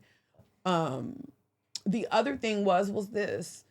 When you have people looking out for your best interest, the only reason why the show, okay, so let me finish this. When you have people looking out for your best interest, you don't have to worry about having your back, like watching your back. So because we knew what we were up against the NFL, and because we knew that, you know, half of the TO fans loved them and loved to hate them, then the whole objective of creating the show was for people to fall in love with Terrell. Like I Right. wanted people to see my friend, my client, the one who I end up loving, right? And so because of that, it wasn't that I was going to show him, or even we were going to, you know, do a show that only showed the good side, because we showed some really hard times. We showed when he was going to meet his dad and having real conversations with his dad. We also showed when I was supposed to meet my sister, you know, my half sister from my father's side. We showed him, you know, dealing with fatherhood with his kids or whatever, but then he was there for the birth of my child, you know what I mean? And the birthday parties for my kids. So we showed real moments. I think the thing about it was that he didn't have to worry about if somebody was out to get him type of thing. And so then the NFL didn't have anything to worry about, and his agent sure didn't, because we were serving up, I'm not going to say the best side of him, but a really good side of him, a really balanced side of him, so that they can go out and do their job better too, right? I would say the only reason why the show did not continue, I think I said at one point that sometimes you have to choose integrity over a check, being able to sleep at night. And the reality space was getting so clusterfucked with the tables and the fighting and the this and the that Viacom was looking for blood for the TO show, and we were not going to let anyone bleed out. And so at the time, Terrell had went on to the Dr. Phil show, I think it was, without telling like Keaton, me, or anybody else that he had worked with. And he talked about him having multiple children with multiple women. And even though VH1 knew that, what they wanted to see was what was happening on Dr. Phil. Basically, the baby mamas on our show. We had the children on our show, but it's called the TO show, not the train wreck show, right? And so what we knew was giving them voices wasn't going to necessarily spin in our favor. Right. And Terrell was with it. He's never going to back down from a good fight. So he was with it. No, because he honestly believed at the time, and truthfully, you know what I mean? I'm no attorney, but truthfully at the time, he really did. He was in the right? Like he was paying millions of dollars out, you know, but you shouldn't be poking your wiener everywhere, but whatever. So he was paying millions of dollars out or what have you. And they were in negotiations, the moms and him, with child support situations, right? That was not for the whole nation to see that being aired out. Me being a mom, me being a woman who was married at the time, I was the creator of the show. It's like, no. And at the time, I'd already pitched a show for Keita and I. So there was gonna be the Mo and Keita show, or the Keita and Mo show, whatever you want to call it. And it was gonna show our other clients, right? Because Terrell was not our only client. However, at the end of the day, again, you have to move with integrity. I created the show so that we can show a better version, a balanced version of Terrell. And what I wasn't going to do was have you hate him on the field because he's uber athletic and very amped when it comes to competing, and then also watch him halfway compete against his baby mamas. Like, we're not doing that. We're not about to tear another black man down in front of the cameras, not if I got to do with it. So we had a meeting with the president of VH1. I went to dinner with them, had a conversation, and we were at a Mexican standoff for a little while, right? We were like, nobody's moving. Who's doing what? What we gonna do with this? And in the end, we just walked away. And guess what? I'm still breathing. And I sure did eat today. So it's all good. At the end of the day, it's all good. So another thing that it seemed like once you guys signed or created this world for TO, other athletes started coming your way. I think, what was your relationship or business relationship with Chad Ochocinco? Very limited. Okay. But was he the only one after that, or were there other athletes? No, I mean, there were, okay, so to be honest with you, Deion Sanders did something with TV1 a long time ago. People don't remember that. That was y'all? No, that wasn't us. That wasn't us. But he did do that. I think the reason why the title stick, right? So the first woman to create and sell, right, and executive produce and co-star, like all of those titles together, right, in the reality space exist because I literally wrote it while I was at my Def Jam desk. I wrote the treatment. I literally went and pitched it to people in the industry, trying to see who was going to bite. And so BET, it was VH1, it was MTV, it was E, because they had Snoop over there at the time. They were all in bidding wars for the show, right? But we went with our safest bet. And then to continue to EP the show and get that credit and then co-star in the show, right? So a lot of people mix it up and be like, oh, Mona did this and Shawnee did this. Yeah, they did do those things. By all, they did do those things, but they didn't do that. They didn't do what I did. You understand what I'm saying? So that was different. Yes, it did open up doors for a lot of other people because then a lot of other shows that had sport themes start getting greenlit. Mm-hmm. And that, so you were a great. pioneer in that field. You said it. There you go. So I know also on the show, it seemed like, and I know Keita, so I hope she don't get mad at me, that Keita and Terrell, they didn't have a, Terrell. I mean, T.O. But they didn't have a relationship, but it just, everybody seemed like they were on pins and needles waiting for them to have a relationship. Yeah. Was that something intentional that you got? It was, listen, chemistry doesn't lie, if I'm being honest. Okay. They would call us the Black Threes Company. That's how they would look at us. And you know how Chrissy could have been with Jack, but Janet would never? Right. You know what I mean? Right. I was definitely Janet. Let me just say that. Keita did date athletes. Okay. Before, her current situation. Right. Right? And I don't mean call it current situation. She called him hubby daddy, however, before Joe. She dated, and Joe was an athlete in his own right too. We met Joe because he managed athletes. Got you. So that's how that happened. But she did date athletes, and Terrell did like petite, when he did like brown skin because he liked them all.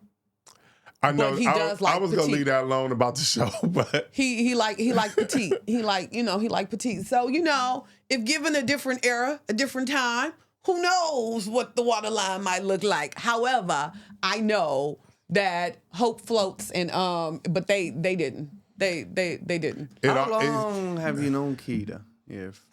How long have I known Keita? I've known Keita since, oh my gosh, it's been close to 25 years now. 25 years? Yeah. So now you're in the PR kind of situation. So when you guys started that company, you basically was PR for TL, right? We were doing PR, marketing, strategic branding. It still is that, right? So now you take on Layla Ali. Okay. And then also we got Lisa Leslie and a slew of other people. Mm-hmm. So we were just going to dive into a little bit of that. Okay. Who was after T.O.? So, oh gosh, there was no, if I tried to put it in chronological order, my head would spin, because what ended up happening too, which I never did mention, is that after that Super Bowl event that we did, mm-hmm. oh my gosh, we came back with 7 to 9 different athletes that wanted to work with us all at one time. So we had, oh my gosh, if I start naming everybody, I probably would be here all day long. But there were, if you name any team, we've worked with them. Eagles, Clippers, Lakers, the Cowboys. We've worked with the Oakland Raiders, Javon was where? Javon was in Denver Broncos. I was like, it's orange and blue. I'm trying to think about. Like, we've worked with so many different teams throughout the time that I couldn't even tell you honestly in chronological order how it all happened. And besides, I was married and getting pregnant in and out half of the time. So like I was concentrating on my own team too at the same time. But there were plenty of people, and then there were these drop-in opportunities too, right? Where we would work with brands, we still do to this day, where we work with brands and give some of our favorite people checks. Or and what I mean by that is like we would work with a brand and then we would say, oh, okay, well, this person would be a great ambassador. One of the ways we worked with Chad, honestly, was through doing stuff with Procter & Gamble. We were doing something one year, Pink does more than they think for breast cancer. And so we did statistics, and it was like, at the time, it was like 1 out of every 8 women would experience breast cancer, or 1 out of every 7 or 8, I can't remember. And so what we did was we did a campaign around, every athlete, because everybody would be like, oh, that's a far-fetched situation, right? But every athlete has a mother, a sister, a daughter, an auntie, a grandmother, you know what I mean? A favorite school teacher and things like that. And so we end up doing a campaign around that and brought in Chad for that. What else? Lisa Leslie had she had an opportunity. She is a legend. A legend. She is a legend, right? And she's LA, Inglewood, right. You know what I mean? So we were neighbors, our family and friends, we became family and friends and so on and so forth. She had an opportunity. She gave it to Keita and I. And that was an opportunity to work with her and some of the things that she was doing, some of the projects she was working on, probably for 3 years, 4 years or so. And in that, we weaved in a whole bunch of people from Jalen Rose to Deion Sanders to Holly Robinson, Pete, and Rodney Pete, and just weaving in other people, like just doing a nice little dance. And that's how it works, right? That's how life is supposed to work. So we've had a good time with that. Yeah. It's awesome, your relationship with Keita. You ever, by any chance, get to meet Rick James? Okay, so y'all want to talk about that story. So I told Keita a long time ago that she should have done something with it when it was like, and then everybody started using it. I'm Rick James, bitch. So we're going to go back a little bit in time. All right. And so what awards is this? So set it up for us. Okay, so we were at an award show, and I'm trying to think of which awards this was. But oh gosh. My gosh. I'm literally drawing a blank on what awards it is. Wait, I see. He's gonna find it for you. Right. Because what ended up happening was I remember going down the aisle because it was like the lights were blink. It was time to come back from the commercial break. So I think it was the BET Awards. Probably so. When he said Rick James, bitch, I'm Rick James, bitch. Yeah. Okay. Yep. So set it up for us real quick. All right. So we're gonna say it was a BET. Okay. All right. So what ended up happening was we were at the BET Awards. And so just like any other year working at Def Jam, you have multiple artists there for different reasons. We always dominated. Say it again, Def Jam dominated. All right, that's what our goal was. And so Keita was getting ready to get Ludacris back seated because we were coming back from commercial break. And so there were certain, if you ever watch the awards, there's certain shots that the camera automatically kind of just knows where to go to in the audience, right? Those are called camera chairs, right? And so Ludacris, of course, had a camera chair because he was presenting or getting an award or something at that particular point. Well, anyways, what ended up happening was Keita decides that she's going to put Ludacris in the chair because they're going to end up pulling him. Production knows exactly where to go to pull him, right? Put him back in the chair. All right. She gets there, and Rick James is sitting there in the chair. So Keita being polite, anyone that knows Keita she's the goody-goody. She's going to be super polite. So I guess she tells, excuse me, Mr. Slick Rick, is what she called him. Now, I used to say I was Def Jam for life. Anybody that knows hip hop knows who the hell Slick Rick is. Oh, dang. Now, here's my thing though. I will say this though.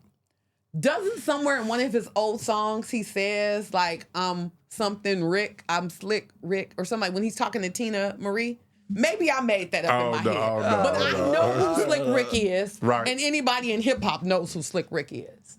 However, Mr. Rick James did not take that lightly. So she says, excuse me, Slick Rick, trying to get Ludacris to get back in his chair. Mm-hmm. And all we know is that when he got up on that stage, he still had some words for the girl. And his words were, I'm Rick James, bitch. That ain't my, listen, I'm glad it was not me. She thought she was gonna get fired and all kind of stuff or whatever, but you know, that's just a moment in history that goes down. She should have trademarked it. It made T-shirts and hats, and we would all been rich by now. But yeah, that's basically what happened with that one. That was one of many Lucille Ball moments. We used to call Keita Britney Spears. We used to call her. I shouldn't say that right now because Britney is not in a good way, right? We used to call her Jessica Simpson a lot. Okay. That was one that Terrell and I used to call her all the time, Jessica Simpson. I don't know if you guys remember Jessica and Nick had a reality show. And she was like the tuna of the sea, the chicken of the sea. Is this real chicken or whatever it was? Right. Like tuna. She would always say some like really like ditzy kind of stuff. Blonde things. Yeah, blonde things. Yeah, Keita could have been born a blonde. At one point, she used to be really funny with those things. So we used to have fun. We used to call her Jessica Simpson. So how was it working with Layla Ali?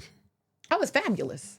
It still is. That's one of my ace coon booms. To you know, but we rock hard. Layla is, I was going to say the champ, but that's obvious. She was challenged recently. That was not a challenge. That was laughable. See, you laughed. That was no challenge. That grown woman would not reward that little girl.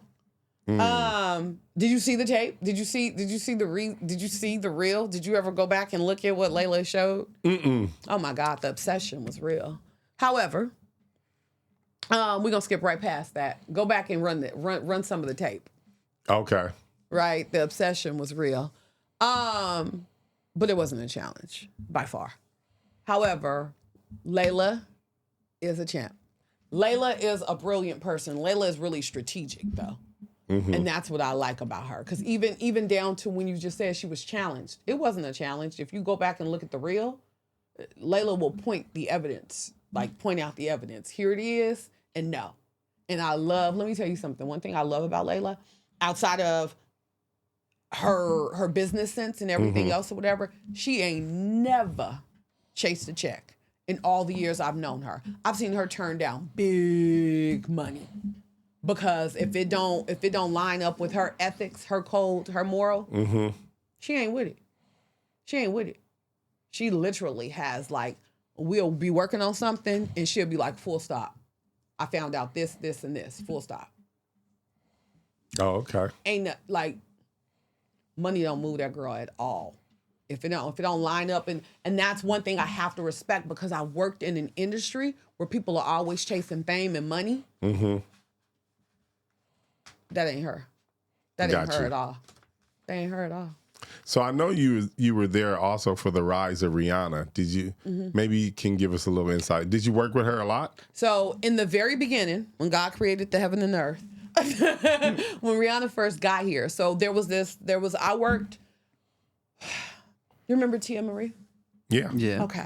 So we had them both out at the same time. And I'm doing like this balance thing because there were two baby acts, is what we call them, right? The new acts, right? That were coming from The Rock, right?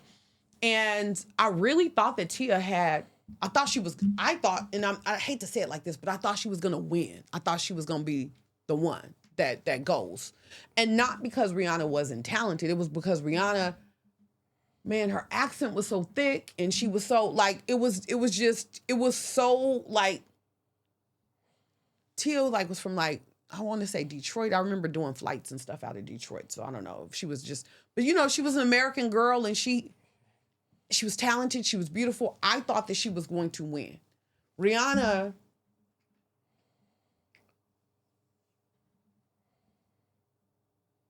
I'm pausing for a second because I didn't see it coming. But when it came, it came. And one of the things that she did that made me like really respect her was that when she first came, you know, we had her, well, the label, because this is what fit the cue, right? The soft brown, long flowing locks and the, you know, a certain way of dressing and things like that.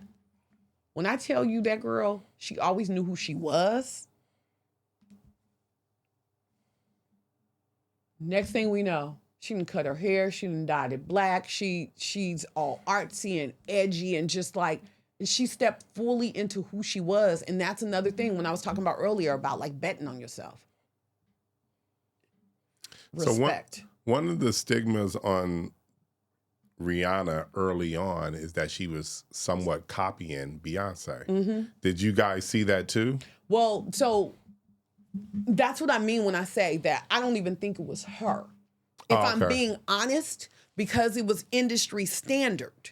Got you. That's kind of how she was brought in. Do you understand what I'm saying? Mm-hmm. But the whole, the nobody at the label, as far as I know, told her to cut her hair and dye it black and get that choppy, edgy look and the be dark eyeliner and da da da da da. You know what I mean? It was like she was all the way on the edge. That was who she was. And so, yes, in the beginning, when it was Pond the River and all of that other stuff, and, you know, I think that we were kind of ushering her in with what industry standard was for this type of woman and this type of whatever. And she was like, no, that's not what I'm doing. And she bet it on herself, and it paid off. It paid off. I left Def Jam a few years, like, I would say the last acts that I was able to work with was like that era. So it was like Rihanna was coming in, Tia unfortunately was phasing out, Neo. Was Kanye in the picture by then? Kanye was already here. Yeah, he was already there. Was he always as sure of himself? Oh my God, from day one. So I remember having these conversations with him one particular time. It was after the car accident. And we were watching some of the tape, or I might have been watching it in my office, and maybe I text him, what have you, 2-8 him or whatever. And then we got into this conversation, and then we ended up having to go to Disneyland. And we were at Disneyland, and Alexis, the original girlfriend, was there, and Donda was there, and we were his mom. And we were talking, and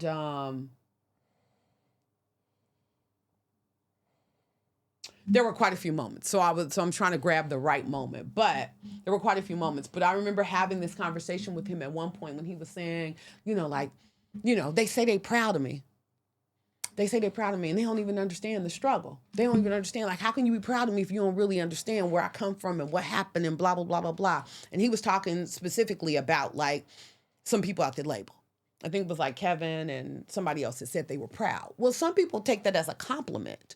He took it as, like, you can't be proud because you don't even know what the hell didn't happen here. Mm-hmm. And I was like, well, Kanye, what you have to understand, though, is that some people, not even just at the label, but people just in the streets, when they say they proud, it's because they see some of you in them. They see the hope that they have for themselves in you. So it's almost that connection of, like, I see you doing it, so I can almost see myself doing it. And even if I don't make it, you have already. So that's that connection, right? So that's part of the proud. It's not them knowing all of the details of what has happened. It's just them being able to reflect and see some of themselves in your journey or what you look like visually or what have you. There's a connection there. But he has always been that person from day one. He's always been that person. That's what it is. What is your definition of PR? PR. It can be, it stands for public relations. That's what it stands for. But it could be professional rehab. It could be personal rehab. It could be resurrection. It could be a lot of things, right? But I think overall, though, PR is done best when you actually live who you are instead of pretending that you somebody when the cameras come on, when the spotlight's on you, right? PR is done best then, right? Because the way the public relates to you is based on who they believe you are and what you have for them, what you have to offer to them. So if you're genuinely who you are and you genuinely are offering up the best parts of you in hopes that they're going to get something good out of it. I don't care if it is buy my CD, come watch my movie, read this book. If it's a real offering up of something that you have so that you can make somebody else better or have them experience something great, that's the best version of PR because you ain't got to pretend. You really out there living what it is that you say you about. That's the best version of PR. Then you don't have to really worry about how the public is relating because you've already related to yourself. So it should be personal relations. That's what PR should be. Personal relations. The one thing I want to say and just share about you and Keita, what you guys actually did for me and my business. Mm-hmm. So when you guys had my business, I think I was making maybe about $4 or $5 million a year. But when you guys came on, and this is probably something I've never even shared to you, that's when I hit $20 million at the height of our business together. And I just wanted to come, that's one of the reasons why I wanted to have you on and just thank you for everything that you did for me because I had this perception of what I was supposed to do and you guys told me, no, that's wrong. Right. You're wrong and you should listen to me. Yeah. And it changed my business. It changed my outlook on things. And I give people a little bit of that, or maybe you can talk about it. I'll say this part. Thank you for saying that though first, because that's what it's really about. Like, right, working to make sure that we can make each other better. And I think that's why I've been in relationships, in personal relationships, because AD is my dog now, right? Personal relationships with so many of the people that I've worked with and have been clients. They end up becoming friends and family. But AD came to me by way of another one of our homeboys or business partners, I should say. It was a guy who was in business and he was a hustler. He wanted to work. He wanted to work with me. And he was like, yo, I had this other guy. You need to meet him. He was like, I'm gonna set it up in my office. All right, cool. So I meet AD. AD tells me, oh, I want this person, this person, this person, and this person for my brand. I was like, all right, I think if he had 30 people up on the board that he wanted to meet, I knew everybody besides 7 of them. And so I was just like, all right. But I'm listening to his story. I'm like, tell me why I want to get into you. Like, I asked him, what's your real name? And I wanted to get into him and understand, like, his real story. You remember that? Yeah. And I remember saying, like, behind the baseball cap and the little rough, like, you're a handsome guy. You know what I mean? And your story comes from you. The reason why you're successful with this business is because you've seen your people be affected by these diseases and these situations, and you've transformed their lives. This is your story, not this celebrities and that celebrities and that celebrities. And even though we were able to do some partnerships where, you know what I mean, where his product really did, like he did the Niecy Nash and the Sherry Shepherds and Beyonce's and Anthony Anderson's, and I can go on and on and on. Those people really did utilize his product, right? And they're familiar with his brand and his product. Ultimately, before any of them can tell a story, he needed to tell the story. And I was like, you need to do it yourself. I don't want to be in front of the camera. I'm not a camera person. I don't want to be in front of the camera. I was like, dude, I had to hype him up. I had to tell him, we really know he ain't that cute. But I was like, you nice looking. You nice looking. You nice looking. Shave you up, put you on a nice, you can do this. You can do this. And boy, did he flop the first couple of times. Whoo! Should we even tell that story? That thing is crazy. We would drill AD. So like, I'm like, he a grown man. He got it. Keita honestly was the one that was like a little net on somebody, but it was necessary, right? So she was like, so we were like, AD, did you practice? Did you whatever, right? We doing Nah. a live national what? Listen, you gotta give them everything. What? You got to give them everything because the- that's the funniest story in the whole Okay, entire so world. we doing New York press, right? Hot out the gate. We doing New York press. We got all these runs. Now, one of our big gets was a live national show, Yeah, right? yeah. So like we need to cue in the pictures and everything else so you can see that. But the set looked amazing. Amazing. It was live. It was, we had the fresh fruits and vegetables, and he Wait, was talking to Who them. was the host? It's the It light-skinned black It was guy. Shannon Lanier. Yes. And then the lady, oh gosh, I The forget her person name. that went on before me was Nelly. I never forget Nelly, it. Yeah, Nelly was right before him on the show. So it was a national look, and it was All live. day. It was good. So he gets on set, and he's talking, and he's doing his nutrition facts and da da da da da. And so we're gonna show you a nice quick blend of a smoothie. You not even saying Okay. you What- missing a part. You what- skip it. what- This is the thing. What was So it? now, Keita and Mo is on my head telling me, AD, you need to practice. Look, Practice. there's a blender out there. You need to practice. Yeah. You need to interact with the blender. Blah blah blah blah blah. Yeah. But I came from a place where if you're an athlete, you can do anything. Right. Full of confidence. Right. And I was like, what I need to practice? It's a blender. How hard could it be? Right, right. And I'm not even thinking about that. I'm like, look, don't worry about it. I'm going to go out there and kill it. Kill it, right. But go on and go from there. Right. So so we were asking him to practice, right? So anyways, it's live set up. He's talking. He's hitting his talking points pretty good. He's a little bit nervous, but he killing the points. He's selling the product. He's gotten it done. Now it's time for him to do a demonstration. And boy, oh boy, did that demonstration demonstrate his ass. He did not practice, okay? He presses the button, the smoothie and all of the shit goes all over the place on live TV. He's trying to press the button to stop it. Shit is oozing out. The other hosts who are completely professional are trying to stop it and clean it up. And he goes, wait a minute, hold on. Can we just do this over again? It's live national TV. He's like, hold on, can we do? They're like, no, we're still rolling. So he's studying. It was a complete clusterfuck. When that show was over with, we could not even find AD in the building. He was so mad at himself. I was so mad. He walked away. hot. We didn't know where he had went to, but I it was was so like, mad. oh God. Where you go to? No, I was just down the hall. I really wanted to leave the Disappear. building. He I wanted was to just so mad at myself because I literally went in like, it's It's a TV. blender. Yeah, I got this. But you know what?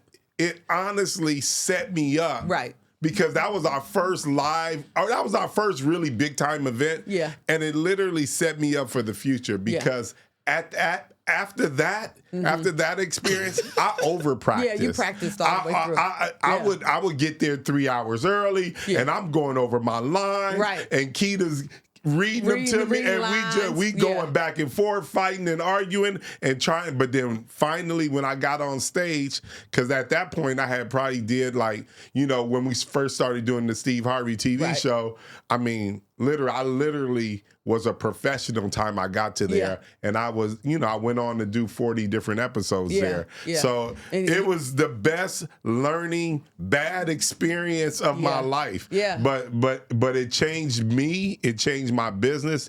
It changed the way I thought, way I treated things, and I realized you don't know every goddamn thing in the world, and you need to listen to the people that you put in charge in certain positions because they got the most experience. In that case, it was you guys. Right. You guys had the most experience, and I should have listened. Yeah. But I just thought I was so big and bad, and you know what? And God showed me. Right. He's like, hey, slow down. Right. Slow down. Let me show you. Okay, you know what? Let me teach you something now. Right. And he did teach me. But it worked out. Yeah, it did work out. It worked out. Changed my business, changed everything. And like I said, I always wanted to sit you down and thank you for that because it changed my thinking on how I do things, how I move, and actually what I say. Right. Yeah. I love that. So I love that. that's why I asked you that question. Yeah. What is PR? Yeah.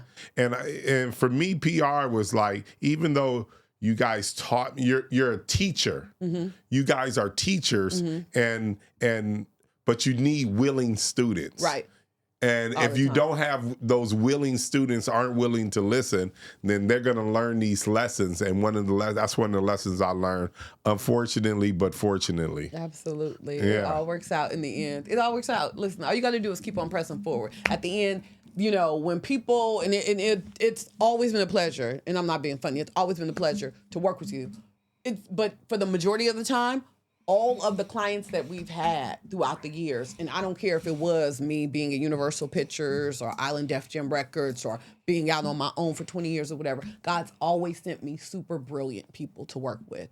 And I think it's because God knows that I'm brilliant. And so he knows I don't have time to play with these people like that. No, but seriously, the truth of the matter is that if you just keep on pushing forward, no matter what, you're going to have to win at some point, right? Absolutely. So, you know, imagine if he would have stopped right there and then fired us. Nah, that wasn't You know, he wouldn't have succeeded in the way he had. You know what I'm saying? So it's just like, it just goes to show you that, you know, you will go through some trials, you will go through some tribulations. That's what life is about. But ultimately, if you just keep believing in yourself and keep on pressing forward, you're going to win. And that's the whole thing. And my whole motto right now is just winning big constantly.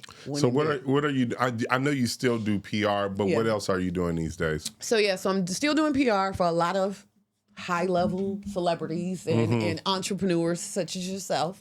But where I'm really getting passionate about, outside of teaching, I've been teaching a lot of entrepreneurs who can't afford media because, you know, it's not cheap to hire real professional people like, you know, me, right? So I've been teaching a lot of independent or everyday entrepreneurs how to get media and how to get the visibility. But one of the things that I have been really working on is curating this community. It's called Launch Your Life Today. And it really is about that. Like, no more waiting until whenever. Because everybody always wants to wait. You always want to wait until you write the book. You want to wait until you start a new business. You got to wait and edit stuff down 300 times before you go sell the pilot or pitch the pilot or whatever. It's like, no, you know, you only got so many days left here on earth. It is time to launch your life. And so it's a community that I'm curating for everyday people who are on a mission to win big.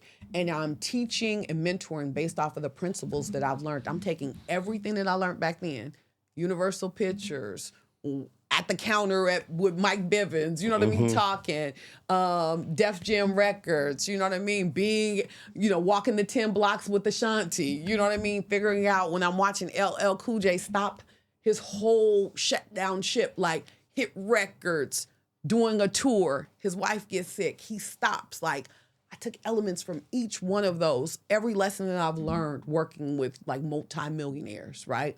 And then betting on themselves and like really standing on their principles and morals and stuff like that.